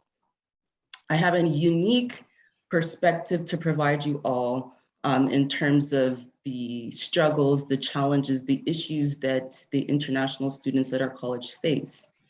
So I work with them one-on-one whenever they're dealing with any issues having to do with their academics or their personal lives. I have also mentored and counseled many students who have experienced suicidal ideation due to the stresses it is that they've experienced being international students within the Canadian context. A lot of the students are very, very young, and it's the first time that they have traveled outside of their homes. And so trying to adapt quickly to a new environment poses a lot of challenges, such as homesickness, depression, anxiety, and particularly due to the pandemic, where education has transferred from in-person to online. The justification, as many of the panelists have discussed earlier, the justification of paying $30,000 plus for education for it to be online starts to creep doubt into their minds and really question their decision as to whether or not it was worth coming to Canada, because what they're being sold is not what they're receiving. So they're being told, you can become global citizens, come to Canada, you get access to people from all around the world in the great Canadian education, and they get here and everything's online. They have technical glitches because maybe their internet connection is slow. They need to ask questions, and they're more comfortable asking questions in person than online because there's that disconnect. So There's so many issues at play when it comes to the experience of international students. There have been many instances where I've had to speak to students, particularly Indian students, about their struggles. Many of them have said to me, you know what, Tamara, I'm so stressed out, I want to quit, or I want to take my life because I have pressures back home from my family who want me to work and send money. I'm living here in Canada where rent is so high. My landlord is taking advantage of me because I'm living in a house with 10 other people and I'm sharing all of these things and I can't focus because there's noise all over the place. I have exams to study for, I have work to do. Plus, I'm only able to work 20 hours a week off campus. That's not enough to pay rent. That's not enough to pay for food. That's not enough to socialize and have, you know, some kind of school work-life balance. All of these stresses compound to the point where many of the students say, you know what, it's easier not living than to deal with these stresses. And that is sad. As someone who is Canadian born, who has never had to go through the international student experience, I could only imagine how that feels. And especially when you're coming from a country where your mother tongue is different than English, and you are kind of forced to speak to someone who may not know your culture, may not know your language, may not know, you know, your experiences. These are some of the challenges I do too face with some of the students because they may not want to be so open to share certain things with me, and I understand. So as a new and Kamal were stating the importance of having cultural supports where students can access supports in their language, in their culture, having the community understand the wants and needs of international students and the respect that they deserve because they contribute so much to our economy and so much to our culture as a whole in Canada is quite important. So the things that I've tried to provide the students in terms of supports is connecting with organizations such as Sunoh Canada, which has been amazing. And the student feedback has been very, very positive in the types of supports and mentorships that they received from a news organization and the peer mentors that she spoke of. It's so tragic to hear on a weekly basis. It seems as if, you know, a lot of international students are facing, you know, tragic demises, and to know that I work in that in the sector of supporting international students and I can't do enough, it pains me a lot. And as someone who is not part of the Indian community, but I have connections and I'm working with students and I'm learning so much, I think it's imperative that the international student experience starts in India. It starts with the agents. It starts with agents not taking advantage. There are good agents, but there are some agents who take advantage of the students and not giving them the information that they need in order to be successful. It starts with educating, you know, parents and students of the Canadian education experience and what they should expect, such as, you know, academic integrity, plagiarism, you know, how to write an assignment, how to study for exams and tests, things like that. Very, very important. Because what happens is, you know, some of the panelists mentioned, the main reason a lot of the students come to Canada is because they want to become PRs and eventually Canadian citizens. And they negate the aspect of their responsibilities as international students. Then they forget to look at their study permits to see when they expire. They forget to look at their courses and know the GPA that is required for them to graduate because they're dealing with so many things. The supports need to be all over the place. So, so I'm working as hard as I can to connect with organizations. If there's anyone here who would like to connect with me offline, I'm more than happy to connect with you. And Vipul and Tejas, you can definitely share my contact details as well. And so just before I go, because I know time is important, some of the things that I'd like to recommend in order to make international students' experiences you know, a little bit more manageable here is the importance of advocating for their rights to be known, as well as perhaps having more work hours. Rather than working 20 hours a week off campus, and a lot of the jobs are minimum wage, we can advocate for an increase. Yes, you have a study permit in order to study in Canada, but you also have to live.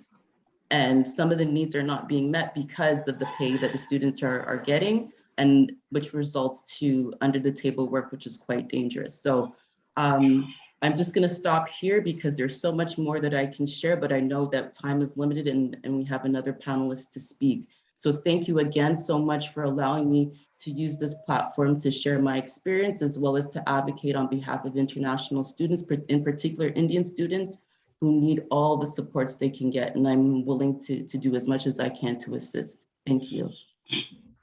Thank you, Tamara. It was a very passionate remarks. We can see the passion, the emotion, in your remarks. And you touch base upon almost every issue that the international students face. As you have seen, I have tried to touch base upon almost all of them in my opening remarks and in the questions that I have been asking to the speakers. So definitely we would love to connect with you after this session sometime later on, next month. And I'm sure Jatinder would also love to meet with you.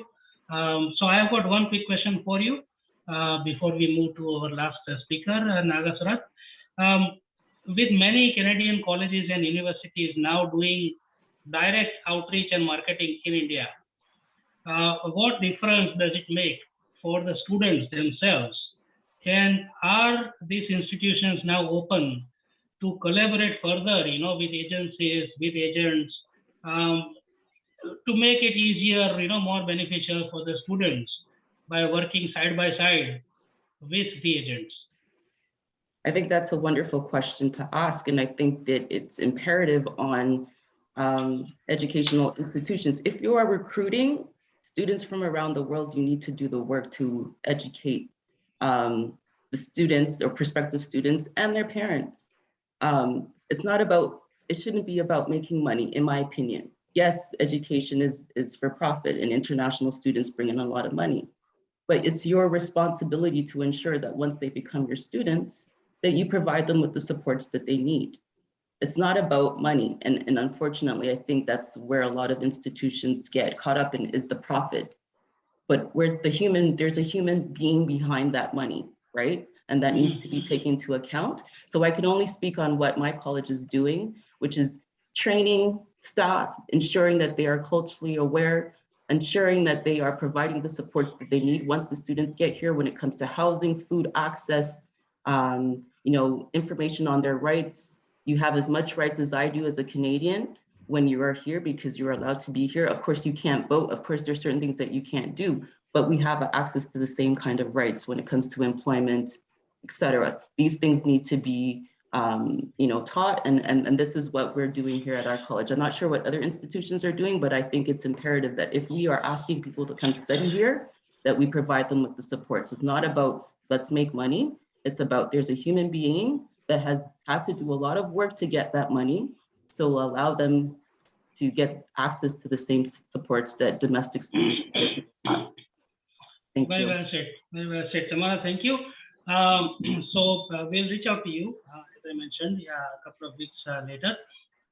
So now let us go to our last speaker of the day, last but not the least, by any stretch of imagination, Nagasarath Pandurangi.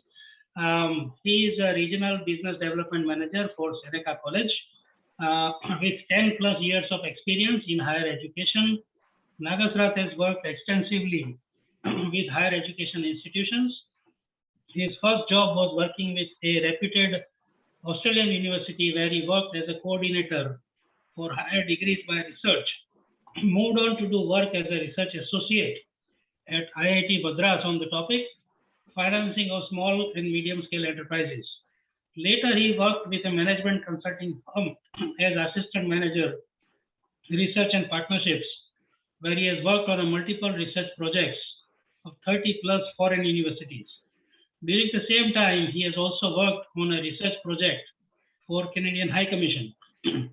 After moving to Canada in 2017, he started working with Seneca as a project manager, research and partnerships for South Asia, and had progressed to his current designation as a regional business development manager for South Asian region. Nagasarath believes in lifelong learning and is a BTech in biotechnology, MBA in film and media, and is currently pursuing his MA in leadership in higher education from the University of Toronto. His passion is in education, environment, and entertainment, and has produced a couple of short feature films titled Parabola and Silence. So over to you, Nagasarath. You're on mute. Always happens. Thank you so much, Vipulbhai. And to all the respected panelists, it is very difficult to follow this kind of a panel and come at the end, because most of my points have been spoken by my colleagues across. But I'll try to put my perspective forward with what we have been able to support the international students with. First of all, I would like to thank Ms. Apoorva Srivastava, Consul General of India, as our keynote speaker today. Apoorva Srivastava ji and her team have been a pillar of support for international student community, and there have been a number of supporting programs running for international students. According to, as it comes to Canada as a study destination, diversity has always been Canada's strength. And Canada welcomes international students representing over 150 countries from across the world. And we can see that on our campus at Seneca. The number of international students in Canadian universities and colleges has grown rapidly over the past decade. If you look at how the world has, the international education market has shifted. Earlier it was UK, then it was Australia. US has always been number one, but the number two position was always shifting between UK, Australia, and now Canada is among the top. So if you look at these international shifts, particularly it is because of the migration opportunities that the students get. International students also bring so much cultural and linguistic diversity, of course, to the campus and the classroom and student life.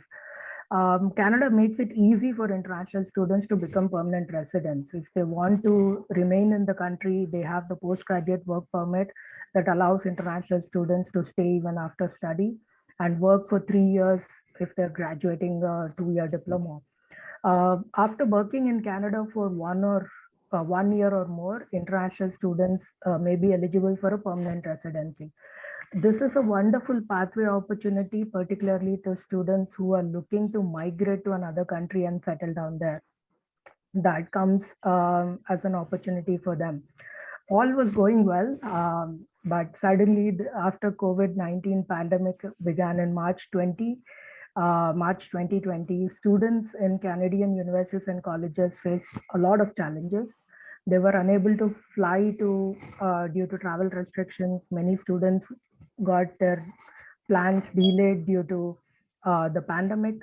But the Canadian government was flexible to allow the students to study online and also be eligible for postgraduate work permit. That allowed students to study back home, and that presented the colleges and universities with a greater challenge to offer the programs in the virtual mode.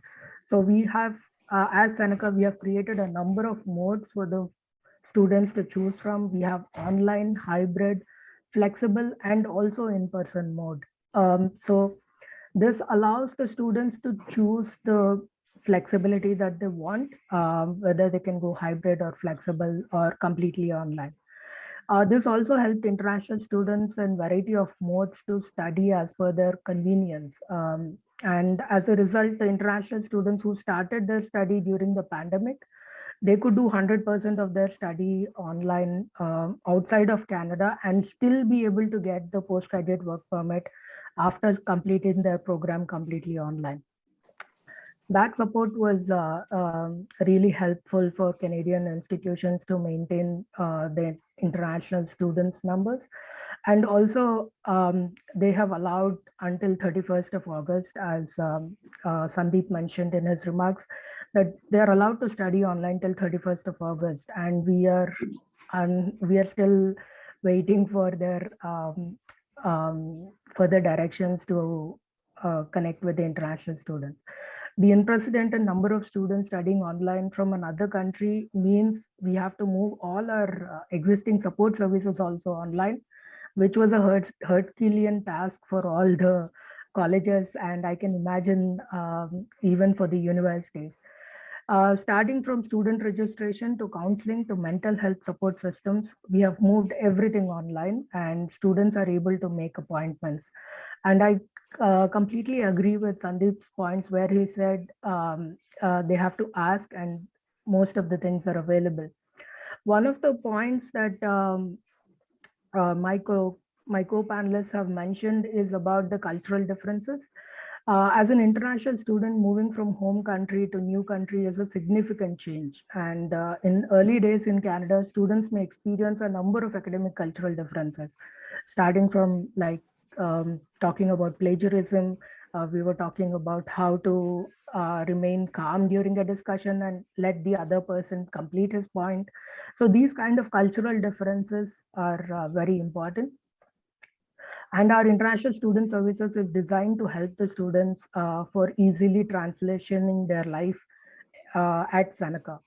So on the cultural front, at the international department, we have a team of student ambassadors from various regions who can speak different international languages. We currently have 30+ students calling the students actively and giving them advice in various things. And they can also help them navigate their early days in Canada.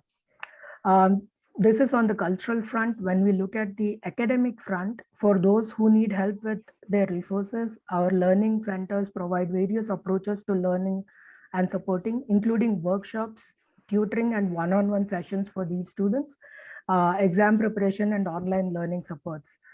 We can also help the students with a program called Student Mentoring in Life and Education. It is called the SMILE program at Seneca, which gives one-on-one mentoring to students in their particular subject.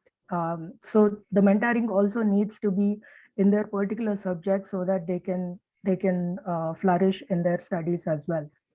Seneca understands the importance of counseling and accessible learning services, and hence we have a separate department for counseling. Counselors have helped the students through their difficult moments. During COVID pandemic, counseling and accessibility services are being offered online and by phone call.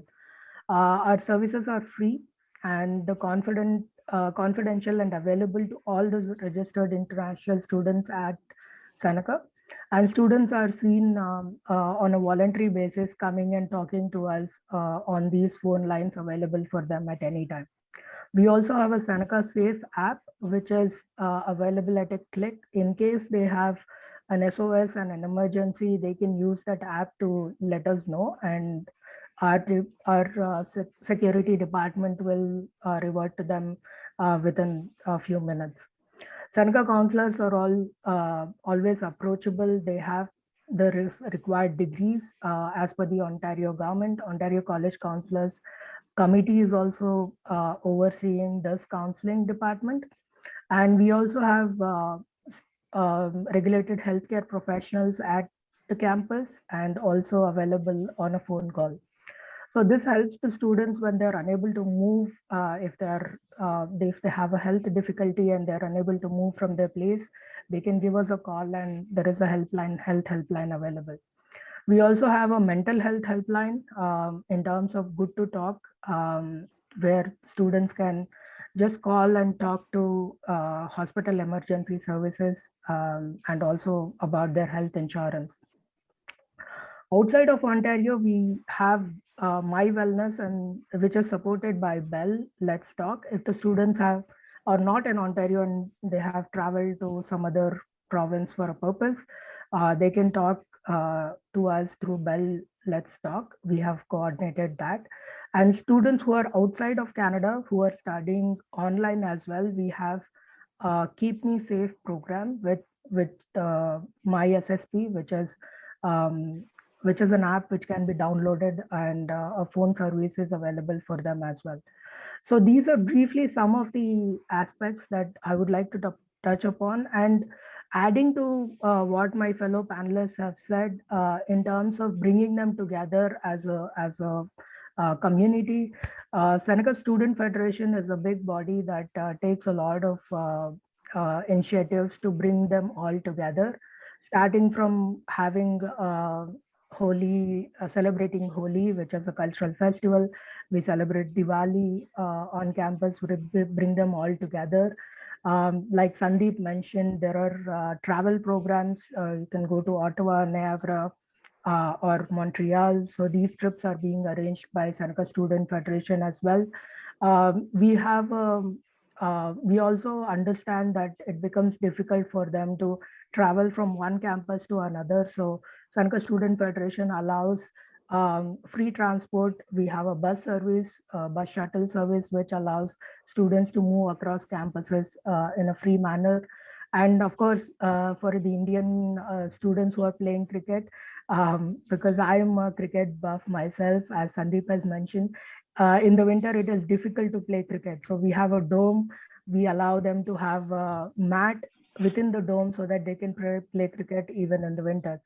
So these are some of the initiatives that Seneca does in order to make them feel at home and they're not missing it. As small as playing cricket also can bring a lot of joy to the students when they're away from home. So these are the things that we do. And I also extend my gratitude to all the panelists here who are supporting in different ways. I have almost met with all of them in person to discuss these things, and thankful for this opportunity today. I'll end there and over to you, Vipul. Sure, absolutely. So two quick questions, if you can give brief answers, and then we can close the session. Although you have touched base upon them briefly in your remarks. So one is more personal side, one is on their career side. The biggest issues students face include a sense of loneliness and not knowing the help and resources available to them. So what is being done to make that information and help available to them? Yes, we will. So basically, as I said, we have international student calling campaign that goes on for students, where we call each student and talk to them about their current situation in terms of their application process. And once they reach here also, we call them to understand where they are in terms of that.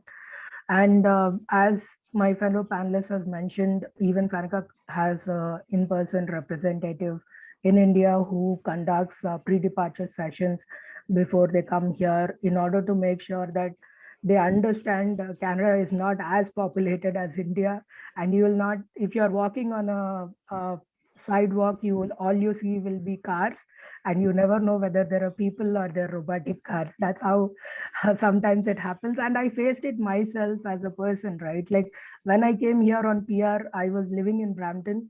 I used to walk to the nearest grocery store and all I could see is cars. I couldn't see people on the road walking like me. So it gives a different cultural perspective to students and they do feel lonely.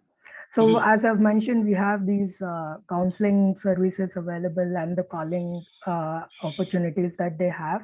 And we also have, like I've mentioned, there is also a smile mentoring, which happens one-on-one.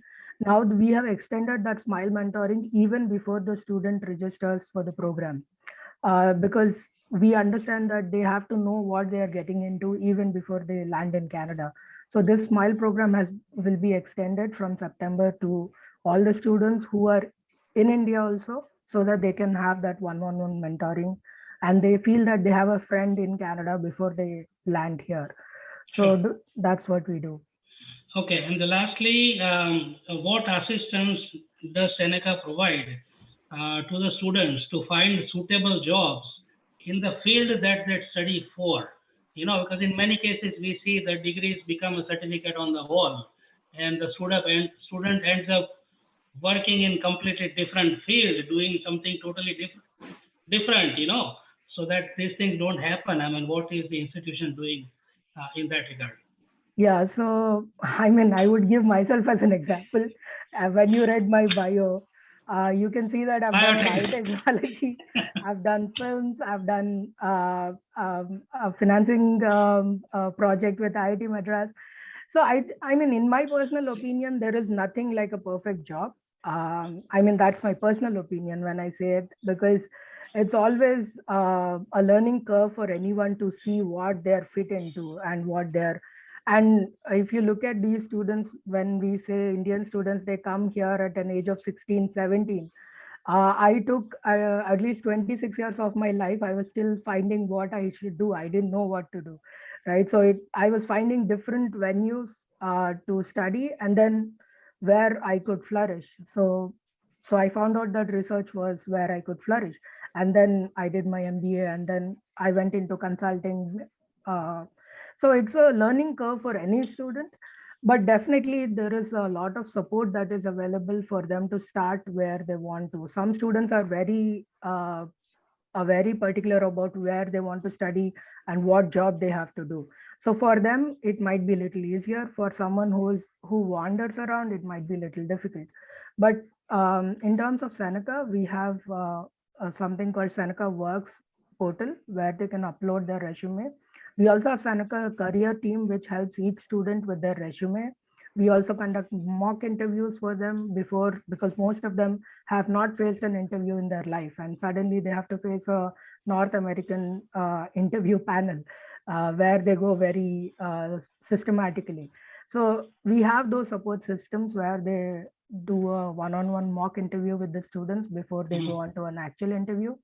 And this Seneca Works program gives all part-time, co-op, and also full-time opportunities for students to apply.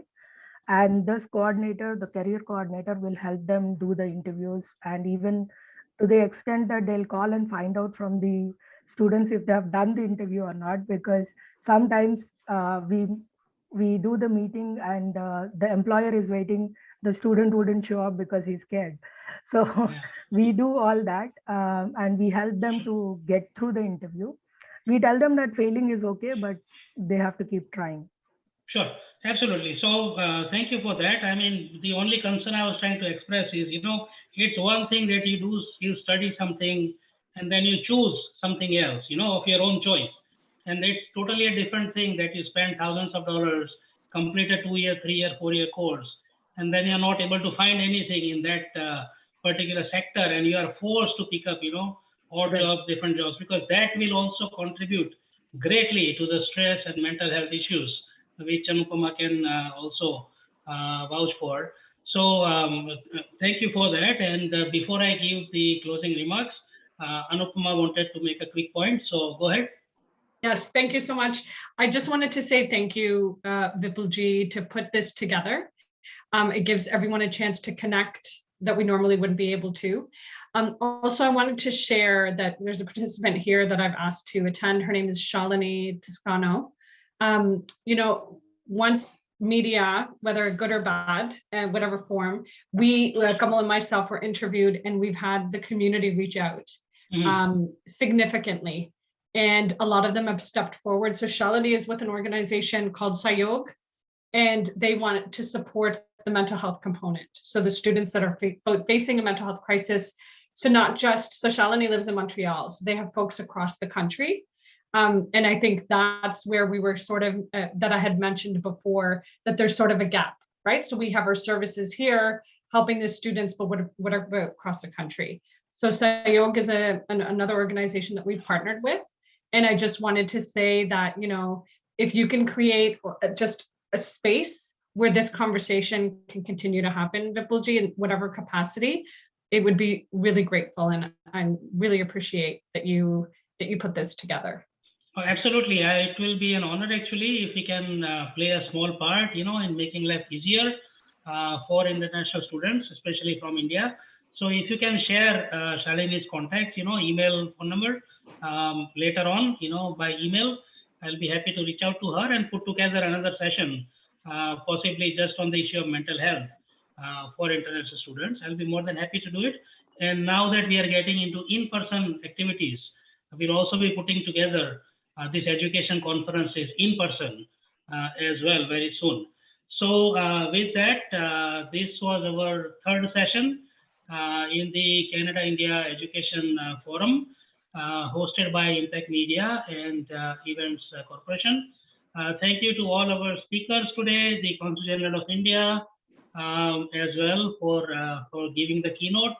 Our presenting sponsors, Tangentia and Yukon, and all our annual sponsors, Simply Financial, Efficiency Canada, Home Hotel and Resort Limited, One Place, Pavi Wedding, Natu Oil Services, Seneca College, Skylink Capital Corp, SBI Canada Bank, ICICI Bank Canada, Akal Insurance, and we would love to have more colleges and universities partner with us on an ongoing basis, so we can continue to work together in this education sector. So with that, thank you everyone once again.